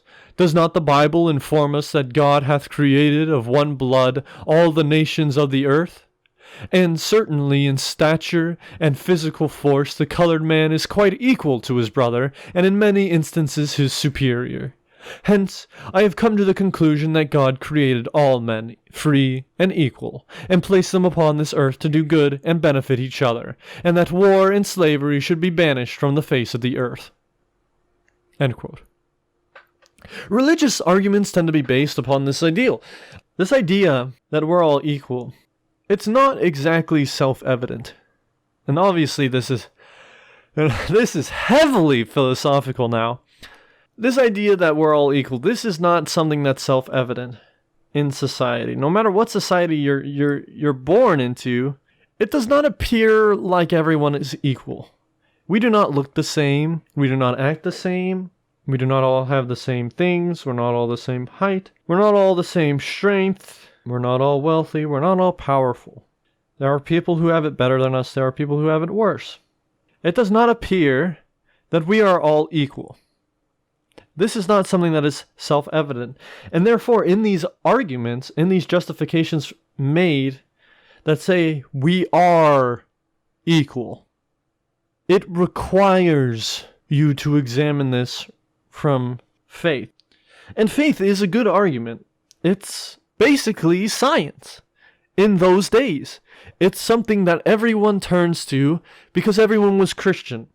Therefore, if you look to the Bible, everyone looks to the Bible. It's prevalent in society to such an extent that these faith-based arguments that are so commonly made in slave narratives are so beyond valid for the times that they were written in. The Bible is the end-all and be-all of human behavior and how humans should act. And God is the one you look to. There is nothing else. So these faith-based arguments are extremely effective and valid. And so many arguments are based upon this notion that we're all equal, based on scripture and faith. We're all equal under God. We're made from the same flesh. We're brothers. And these arguments are the same. I read to you quite the diverse views when we're talking about blacks being superior or just whites being inferior. There's quite the few quotes and justifications for those beliefs, but when coming to we're all equal, it's faith-based. They're all the same. And I know that there are a few that word it differently. I am aware of this, but this notion that we're all equal under God is the primary principle, is the foundational principle. Everything is based around that argument. So, yes, it's a significant perspective here on the race question, but every perspective is the same.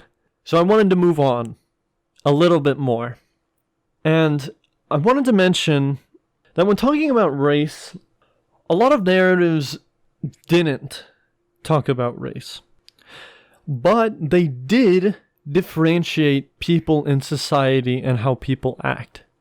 Much like how many who felt whites were inferior or who had conditional hatred of whites and differentiated between Southern whites and Northern whites, or Americans and English, there were those who believed blacks and whites to be equal, but who differentiated between the rich and the poor. And Harriet Smith did this in her 1941 interview, and I'm not going to play it. It's so brief that it's really not worth playing, but basically her husband, following the Civil War, her husband was a black politician. He ran successfully for, I think it was a city position. It might have been mayor, but it was a city position of relative power, and he was killed. And they lived in a mixed town. This wasn't a segregated town of just blacks or just whites. It was a mixed town. And as a modern person, we reflect on history and we think, well, he was killed by white people who were just lynching him because they didn't like black people. That's the first thought, isn't it? But he was killed by blacks who didn't like his politics. It wasn't even because they're black. Harriet Smith differentiates between the rich and poor. It was because they were poor. Rich white people didn't call us slurs. They don't call us slurs. Only poor people, poor whites, call us slurs and discriminate against us. Which is, it's so beyond contrary to what we would think and to what history really poses to us, puts to us, shows to us. Because to own a slave was expensive. So you would think the most discriminatory, most racist individuals in society were the slave owners who mingled with the rich and the affluent and the wealthy. But then following the war, you have someone like Harriet Smith, former slave, who says it was the opposite. It was the poor people in society who oppressed us the most, who discriminated against us the most. And it was the poor blacks who killed my husband for not liking his politics. It was the poor folk who didn't know how to act. Now, I think you could get into a long discussion about this, and, it's something that everyone has their different interpretation on. Personally, how much of this is true, I don't know. Very well, yeah, sure. Poor white people might have discriminated against black people more than their rich counterparts, but, you take into consideration, does that really make a whole lot of sense, given the precedent of slave owners being the rich, affluent individuals? And it's not something that's necessarily brought up a whole lot, of poor white people discriminating more than their rich counterparts in other slave narratives. It doesn't seem all that existent. So it's something to consider. But you also look at it maybe more from why would a poor white person discriminate more than a rich white person? Well, a rich white person, if we talk about slave owners, you're discriminating to put the slave in their place, to put your property in their place. You do it because it's the natural thing to do. Well, what do you do if you don't have any slaves? Well, there's no one to put in their place anymore. There's no reason to act discriminatory. That approaches the conversation as if there's a reason in the first place, but nevertheless, then you look at a poor white person who never owned slaves. Why would they discriminate more against black people? Well, it's because they finally had the opportunity to.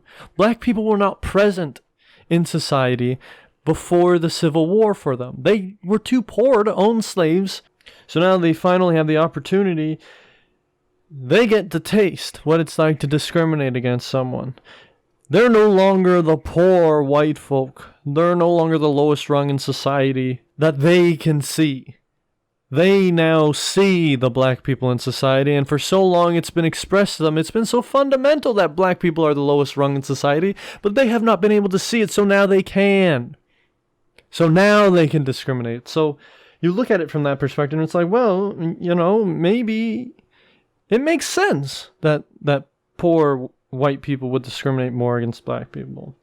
But of course, that's not the point that Harriet Smith was making. The point she was making was the differentiation between poor and rich in general. Not between rich whites and poor whites, or rich blacks and poor blacks, but between rich and poor in general. And this distinction of rich and poor does seem to exist in a few other slave narratives. So it's just another perspective out there that among those who believed the races to be equal, there were those that made that distinction between rich and poor. And as previously mentioned, slaves who would go on to gain their freedom and have white friends and mingle with various other races, their prejudices would be broken down, if they had any in the first place. But you take this a step further. What happens when you go beyond just treating your master like everyone else? You start having sympathy for the devil. You begin to reflect upon your experience and understand your master's position, to understand white people's position in society.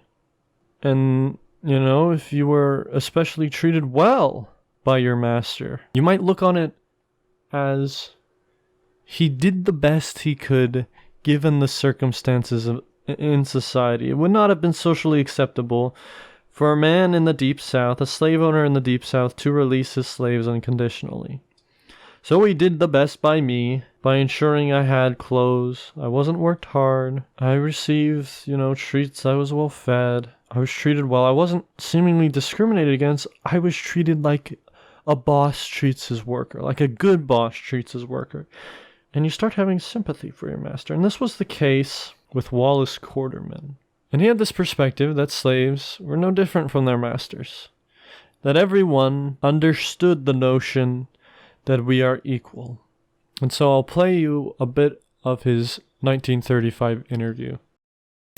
But they couldn't control the colored people. They do so much mischief until we have to go on back and to the white people we had education. When a man ain't got no education, he ain't got no sense. All we try to show them, they wouldn't take this, kill one another and go on. So we had to nominate Democrats over the head. They didn't like it. The many got killed by nominate the Democrats, but we couldn't help it to stop them so much killing. You understand? So we nominate the Democrats and we had a big time from that till now. The time ain't bad like it been then. Because a man thinks nothing killing a man and taking a drink of water. But since we nominate the Democrats, we have more assurance, you understand? The law come in possession then, they wouldn't hear it, the colored people. At all, man, at all. Yes, that's the way they come in possession. But we had our own lawyer, judge and everything, whether this would run everything in the dust, kill everything, couldn't stand it. Well, did you ever have an office? Did you ever hold an office? I wouldn't want an office. Oh. No, man, I wouldn't want an office for an office, an unjust kind of thing. You understand? You got to go and please that fella, You got to stop do what God tell you and go please that fella. And the right thing when you left out. So what's become of your old master? Old master, he died in the yellow fever. He was a nice man to me. I wouldn't take anything from him. What was his name? Colonel Frederick. Frederick. Yes, he was a colonel. I wouldn't take anything with me. He was just like one, Yes. Yes, ma'am. Well, where was his plantation? His plantation on Savannah River, Kitty Island. Chatham County, Savannah. Yes. On Kitty Island. Yes. I wouldn't take nothing from him. I wouldn't take nothing from him. You were a slave to him. You wouldn't take anything from him. And I understand, if you're treated well, your master could be almost like a friend to you. I can understand that possibility exists, and yet it's difficult for me to even comprehend being a slave and having a master, and then even after I'm free from being a slave, I treat my master the same as I treat myself, with compassion. He did right by me. He was just like me. We were like one. We were like the same person. I want to take anything from him. It's a very compassionate perspective, but it treads on this dangerous line, You should be wary of justifying slavery in this manner. And we talked about it previously, because their masters were these faithful, devout Christian men. Well, the very minority of minorities were Christian men, sure. They might have treated their slaves with respect. You have occasionally, very occasionally, an instance where, yeah, a slave was treated extremely well on a plantation. They were educated. They ate dinner and meals with their white family, with their master, at the same table. But yet, this instance can be used as an argument to justify slavery. Because people can say, well, see, it does exist, and of course it's not going to be written about, because no abolitionist wants to write about, how good the slaves have it. They are living like rich people, as shown by these 1 or 2 instances. But there's actually many more, because abolitionists won't publish it. So it treads this dangerous line. Yeah, you can have compassion for your former master, and understandably so. Because like I said, it can be difficult, especially if you consider human nature, if you're in the Deep South, where it's customary to treat your slaves pretty harshly, to release them as free men unconditionally, where they could very well be kidnapped, especially if it's in the Deep South. But also, societally, it wasn't really acceptable. There had to be a reason for, most commonly, a kind master who didn't really like slavery would free their slaves upon their death. Now, this wasn't particularly rare. It was uncommon, but it wasn't particularly rare amongst the slave narratives. But that's a much more socially acceptable reason than just saying, I bought you so I could free you, because I view you as my equal, or I view you as more than slaves, or I view the system as slavery as unjust. And so under those circumstances, it's fair to have compassion for a kind master who, even though he didn't free you, treated you the best he could under what was socially permissible. I think that's a fair statement. Even though he's a slave owner, you can still have compassion, because they're human. We're equal under God. The argument stands. And sometimes, even when you're treated poorly, you could find compassion for your master. And, you might debate whether this is compassion or just a form of coping here. But Laura Smalley did a 1941 interview. She was 10 years old at the time of the Civil War and when she was freed. But prior to that, she belonged to the mistress. But half of the slaves belonged to the master. The mistress was extremely kind. She forbid any whipping or physical punishment or long work hours or underfeeding for her slaves. But the master and the overseer appointed by the master conducted regular whippings. They were harsh on their slaves. Maybe not harsh for the time, but harsh as we look on them now. They had the regular physical punishment, whippings, beatings, hard work hours, the likes.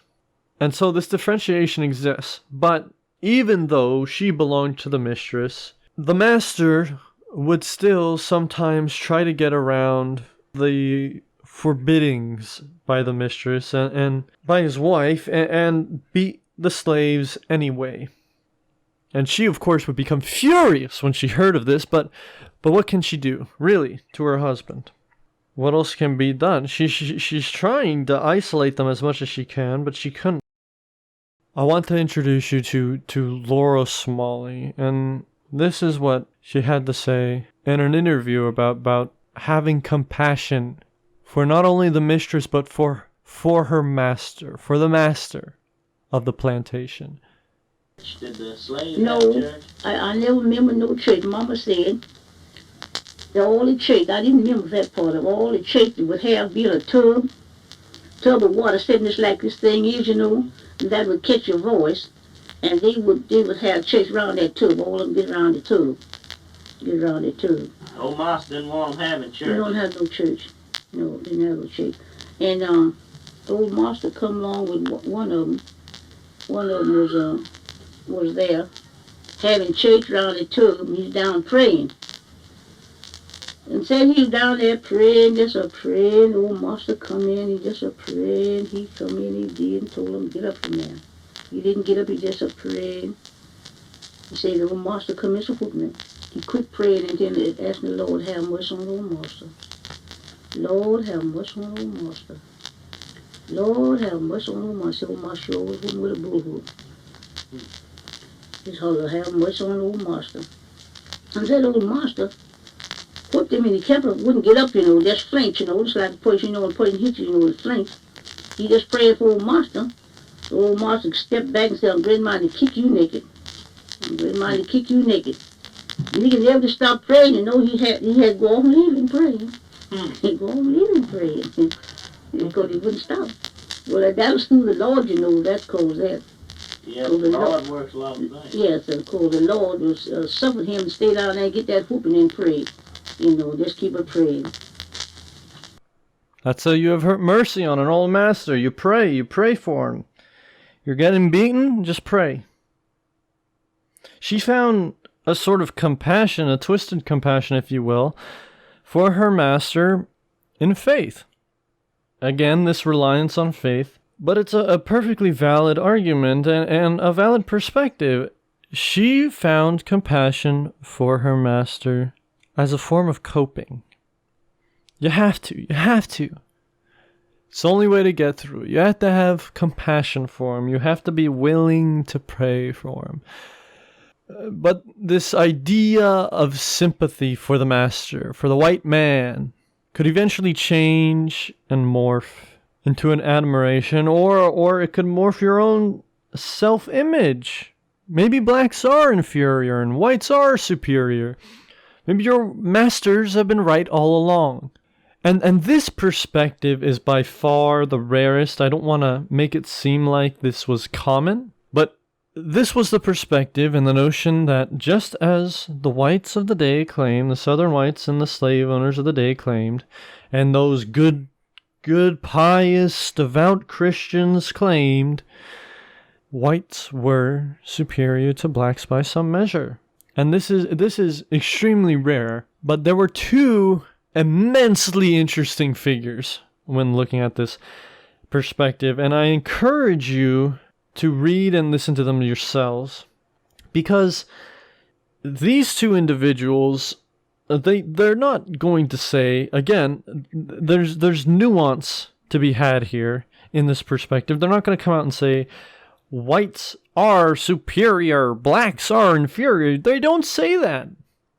There's nuance here. You have to read into it a little bit. As much as I hate doing so, you have to read into it a little bit. So I wanted to start with this narrative, and it's titled A Narrative of the Most Remarkable Particulars in the Life of James Albert Ukasaw Groniosaw, an African prince, as relayed by himself. It's one heck of a title, and it's really an autobiography, but I'll refer to him as James Albert, or as just Albert, because I cannot pronounce his African name for the life of me. And he is incredibly interesting. He's about 60 years old at the time of writing in 1770. So really, he's a slave during colonial times. He wrote this before it was the United States. He wrote this in colonial period. 1770 was the date of publishing. 60 years old at the time of writing. He was born in 1710. He was an African prince, as his title says, and he grew up pretty luxuriously. He didn't want for anything, but the one thing he did want was some sort of religious closure, because he questioned the indigenous religion. He particularly pondered the creation of all things.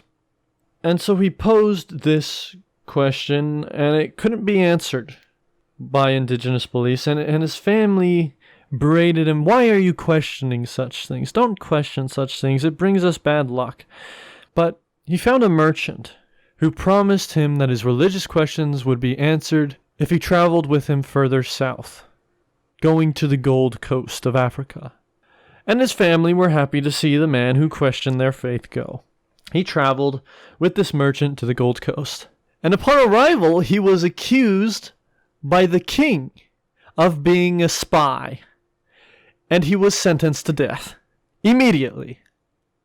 But he faced his death with a sort of an unremarkable courage. And the king saw his courage, his fearlessness, and he was overcome with emotion, and he started weeping, and he hugged Albert, deciding to rescind his sentence of death. But he ruled that he can neither return home on danger of being a spy, nor remain there, but instead he should be sold into slavery. And Albert saw this as God's will. He saw this as necessary, as a form of the way things should be. This is God or a deity answering his prayers. This is his path, as divinely ordained. And it's a remarkably interesting story. It's almost something that comes out of, Greek mythology or religious mythos itself. Story of a great king suddenly overcome with this divine, overwhelming emotion. It can only be put in him by some sort of divine God telling him what to do, that this man should not be sentenced to death, but instead, here is what you should do. I shall guide you, and you shall relay this information to him. It's an incredible story, and it's incredibly interesting. And eventually he was bought by a Dutch merchant after a few days, and pondering whether he might be put to death because no one was buying him. He was a prince. He didn't have any brawn. He didn't really have any skills that any slave trader wanted, but eventually a Dutch trader bought him, and he was treated rather well on the slave ship, surprisingly, contrary to our modern notions, but he was treated well, and this master at night would gather everyone around, and he would read prayers from a book. Quote, "When first I saw him read, I was never so surprised in my whole life as when I saw the book talk to my master, for I thought it did.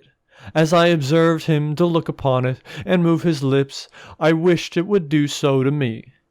As soon as my master had done reading, I followed him to the place where he put the book, being mightily delighted with it, and when nobody saw me, I opened it and put my ear down close upon it, in great hope that it would say something to me, but was very sorry and greatly disappointed when I found it would not speak. This thought immediately presented itself to me, that everybody and everything despised me because I was black."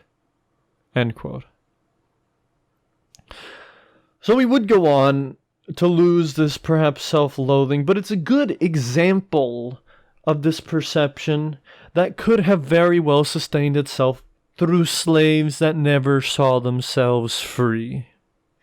And that's a huge portion of the population. I wanted to approach this question of race from slaves' perspective, not only just accounting for the perceptions of ex-slaves, but of the perceptions of slaves as a whole. But of course, you don't get to hear from slaves as a whole. Most of them couldn't even write or read, so they could not relay their thoughts to you before they died. And most of them never lived to see the day where they would become free and could seek an education and learn to read or write, or be interviewed by someone who could read or write. So it seems like it's very possible that this could have been a widespread perception that whites were superior or that blacks were somehow inferior because they couldn't read, we couldn't write, we weren't educated. But of course you compare that with the earlier notions of, well, it was a widespread belief that whites were the enemy. And suddenly that thought that perhaps the belief that whites were superior was not so widespread. But the possibility exists that it was. And again, nuance here, it's something to be considered. And Albert was well liked by every master he ever had because he became a devout Christian. And I shouldn't describe him as such, but he was stupidly devout. Wouldn't lie. He was extremely simplistic in his thinking. He starts his journey with a questioning of his indigenous faith, which is beyond complex, more so than I think the normal person, myself included, would necessarily question in their life, when everything they know and everyone they know points in a single direction, and he questions that direction. That's extraordinarily complex. And then you compare that with God says this, God says that, a Christian should behave like this, I behave like this, therefore. Why do you do this even though God says not to? That's how he behaved as a slave, and his masters liked it. His masters saw him much as the way I perceived him during this time. He seemed to be this dumb, simplistic, devout Christian. He was pure. And that's what made him so well liked. Of course, his life was not without some tumultuous areas. Other slaves saw the favoritism his master treated him with, and so they would falsely accuse Albert of doing things. Sometimes, most of the time, the masters would not believe the false accusations, but occasionally Albert would be punished, and the other slaves relished in his punishment.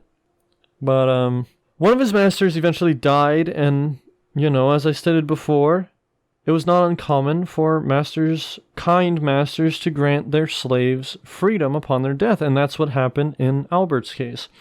So he eventually was granted his freedom, and he eventually made his way to England, where he married and lived until his death. But he is an immensely interesting character, and I really only present the context that's important in terms of his thinking of race. But just as a man, what a story! An African prince becoming a slave, not kidnapped or losing a war, but of his own free will, and then becoming a devout Christian who's well liked by his masters, sees the horrors of slavery, is freed, and then makes his way to England. And so much happens in between. It's so interesting, and so many of these slave narratives are interesting. More so than I can even portray here with their quotes on race. And even those that did not have any reflections or perceptions or discussions of race are immensely interesting, So I'll mention a few of those here.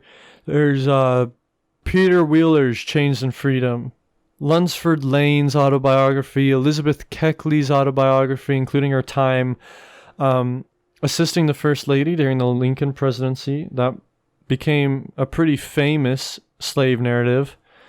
There's Harriet Ann Jacobs' autobiography, and of course, Frederick Douglass's autobiography. Extremely notable figure there. Booker T. Washington's autobiography, and the very famous Solomon Northrop's 12 Years a Slave.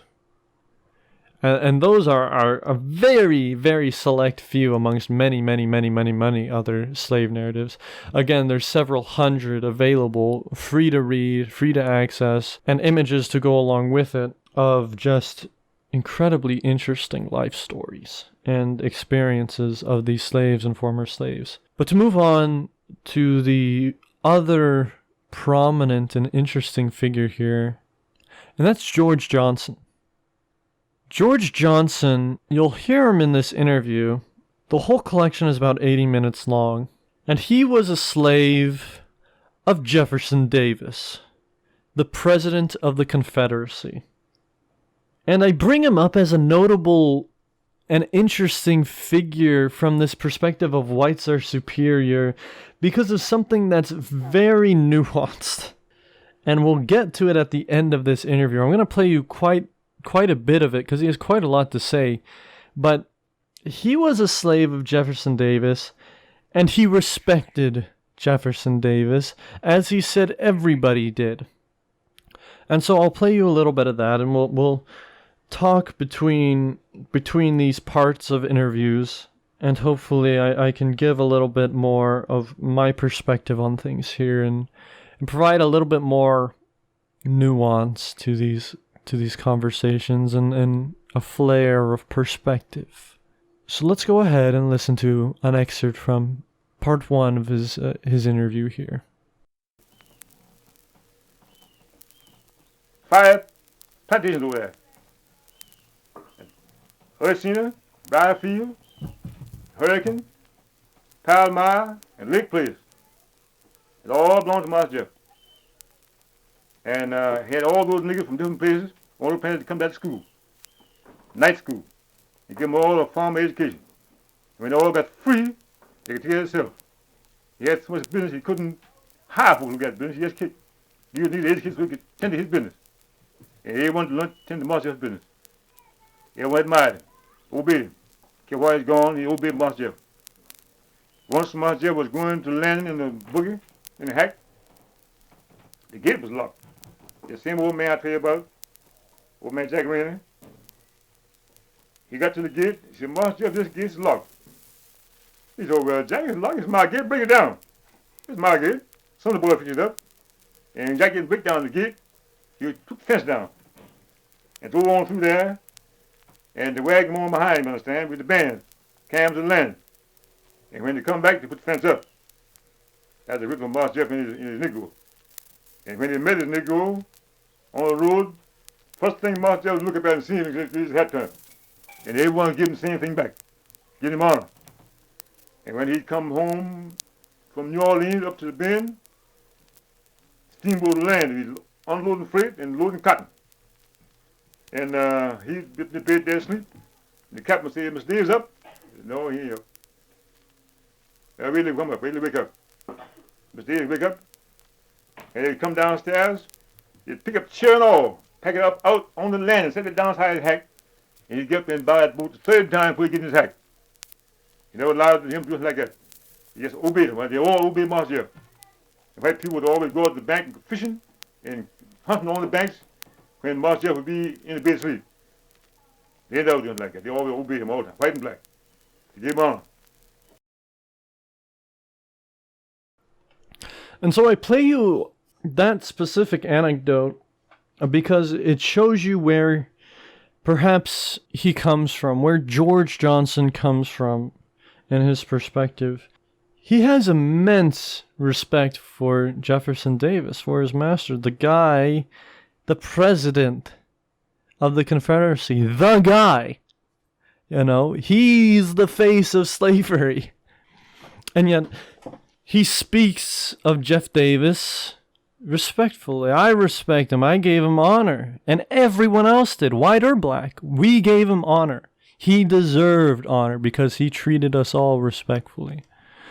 And it's incredibly contrary to what you would think, isn't it?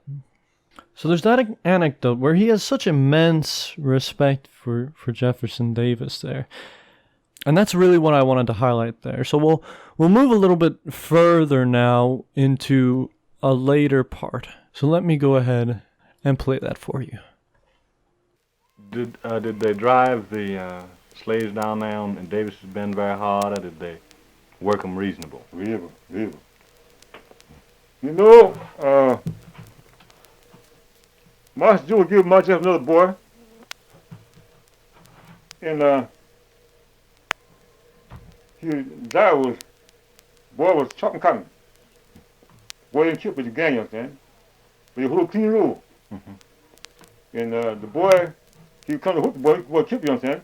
The boy took the hook down and run. Went to the house of Master Jeff was. And that's what's the trouble, son. Said, Mr. Don't hook me because I would kill this gang. And I man hooked me. I didn't belong to him. I belong to you, Master Jeff. If I need him, won't you whip me? Don't hook me. He said, well, son, go down to the kitchen now and tell him to give you breakfast or dinner.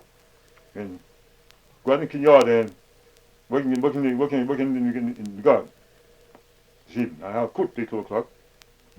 That day he held a court 12 o'clock. And all the hands say that he ain't killed Master Jeff, but he hold a clean rule. Hold a clean rule. You hold a clean rule? Yes, But son, you hold a clean rule, all right. You stay at the house here now. Mm-hmm. I'll get rid of him. Next day you fired him. That's what kind of man it was. Fired him. That nigga. Yes, sir. That nigga still good nigga. So again, it's another anecdote of how well Jefferson Davis seemed to treat his slaves, or at least vouch for them. And in addition to that, you hear the opening question there. Did they drive the slaves down there very hard, or was it reasonable? And, you know, obviously that's a leading question, because if it's not hard, then the other answer is reasonable. So George Johnson responds, reasonable. And, you know, that's a leading question, of course it is, but you still have to consider that could be his perspective, because his other answer was hard. They drove us cruelly down there.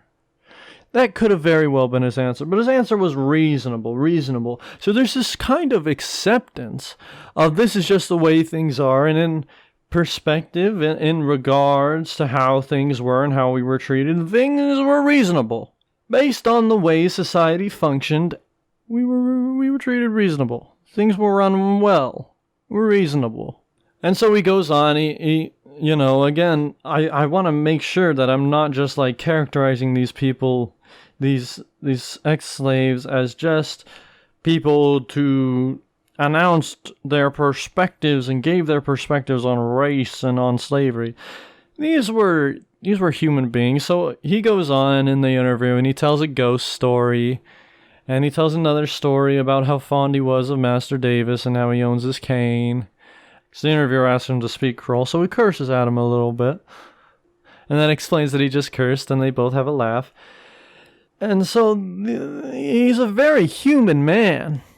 And at this point, I will emphasize even more so later, when he becomes seemingly conflicted over the superiority of whites and blacks in society and where he stands. So let's continue the interview. It's going to find outcomes for Negroes in this country. Southland? So I tell you, what's not happening to the nigga in Southland?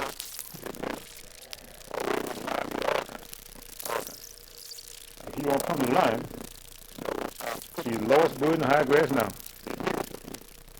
This late young nigga, I'm talking, late young nigga. See? I know old nigga like me, or old nigga like me, they'll live wholesome. This late young nigga, he got more education and he ain't got no common sense in that head. And common sense is the best method a man can ever have. Common sense. He ain't got that stuff in his head. And he'd be lost liquor. Yes. Well, do you think that times are going to get better for him, or? For the late young nigga? No, sir. Times going to get worse? Worse for him. But he ain't right. You can't trust him. You can't trust him. He'll do something wrong, think you will never know it. It's a mistake. It's wrong. You think you do something wrong. Now, couldn't I there once? When they built the oil mill, the oil mill had to be on. They had the money deposited in the New York Bank. When they had to build the oil mill, they had the money shipped to me, you understand, see, from New York down here. I had all that money. And that penny come against me is why? Honestly. I never had no education, I got common sense. I could read the rest of it, but obeying you that send me. You give me this job, do these things, I do this thing, credit to myself, the honor from which it came. You send me here, do it, I do what you tell me to do. Obedience, best method in the world, obey. Yeah, right. I think so. Yeah. You obey me, you keep me as long as I can. Obey. Well, from the education I have, it's my obedience. Being right. Doing anything you want me to do. Do it right. So that's a pretty explicit question. And it's the closest we get to having the question asked of our white superior or our black superior, or are we all equal? It's the closest we get to the most literal questioning of race. And so the interviewer asks, what do you think will be the final outcome for Negroes in this country? And that's a question with quite a lot of heavy implications, but it's very straightforward. And I know the start of that section is quite scuffed in its quality, but the transcript is there, so the subtitles will be on screen, and hopefully you read them. But in answering, George Johnson isn't like defending black people. He says, it's bad. And it's going to get worse for them because they lack common sense. They may have education now, but they don't have any common sense. And he blames that on black people. He blames that on his own race. He says they need obedience. Obedience is the best medicine in the world. It's the place of blacks in society to obey. That seems to be what George Johnson is getting at. It's necessary. It's their most natural place in society. They should obey. And through obedience, they will find prosperity. They should, if they do what they're told, they will find prosperity. And throughout all parts of the interview, he seems to look down on people, particularly blacks, that refuse to cooperate or obey. Specifically, Jefferson Davis, his master. He seemed to look down upon those people and view them with some sort of contempt. Again, it's subtle, but I think it's there. But of course, it's pretty explicit here in response to this question of what's the final outcome for blacks. Well, the final outcome is it's bad. It's not going to be good, and it's going to get worse. Not because of white people, but because of how blacks are treating themselves and go about things a certain way. That's why. So there's a sort of self-blaming here that places blacks as subservient to whites in society, which fits this perspective here, although rare, that whites are superior and blacks are inferior. It fits this perspective. It's there. But I did say he would start to conflict himself, and he does. And I know what he's about to say is a joke. I get it. I understand it. He's joking around. He's having some fun. He's human. And I think he's one of the most human characters amongst all those who had slave narratives or who were interviewed, because he conflicts himself. He says a black man's place in society is obey. We're subservient to whites. And yet he goes on to say this. Do you think that the songs that the colored people sang were better than the songs that the white people sang? Did you like the songs better? Did you like the way Negro people sang them better? No, I'll tell you. Now, I'll tell you one thing. A white man can't sing a song like a nigger. Just can't do it. He got something in his head. He ain't look at stuff. I heard a nigga tell a white man once, he said, he asked him, what did you get out of this Saturday night thing?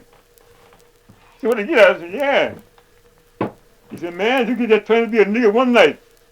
You get trying to be a nigga one night, you want to be a nigga down your days. He said, why? He said, get the best curriculum out of Saturday night job in the world. Rather be a nigga Saturday night. I said, I got poor thing. I hear somebody, what are you a nigga? Darn fool, you ought to be crazy. What's in the world? I'm sorry, my nigga. Sorry. I mean, it's quite funny, you know. If you're black on a Saturday night and you're dancing and having fun to music, you don't ever want to be white again. You want to stay black because those Saturday night jobs are the best things in the world. And then, of course, you don't actually want to be black. It's the worst thing in the world. Obviously referring to the treatment of being a slave and whatnot. But the joke is there, and I find it quite humorous, given the context in which it's given. And it reminds us that we're human. And even though he says, well, I did say it conflicts, but does it really? I don't know. You know, it's a joke. How much of it is serious?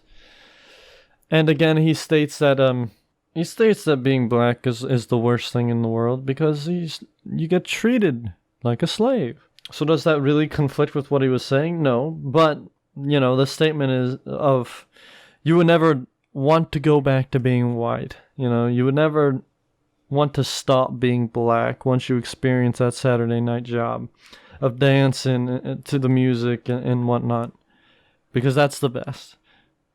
So that's quite funny. That I wanted to include that because there are so many moments in this interview. Fountain Hughes and George Johnson. Listen to these two because they're well spoken and incredibly interesting.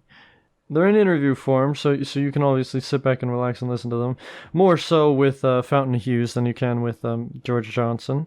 But still, it's a little less effort than reading, 200-page slave narrative autobiography. But they're human.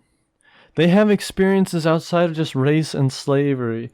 They can crack jokes, tell ghost stories, curse you out in Creole, And it's a great reflection of their character. And so I wanted to bring this conversation back to the question of liberty. Back to where I opened the show so long ago with this question of liberty. To us, there's some sort of philosophical definition, that has a multitude of interpretations. When it comes to liberty, when we're asked what liberty is, well, we're giving this long-winded answer that has philosophical meaning and implications, and a whole bunch of semantics that can go along with it. But for the American slave, liberty meant one thing: the right to be human.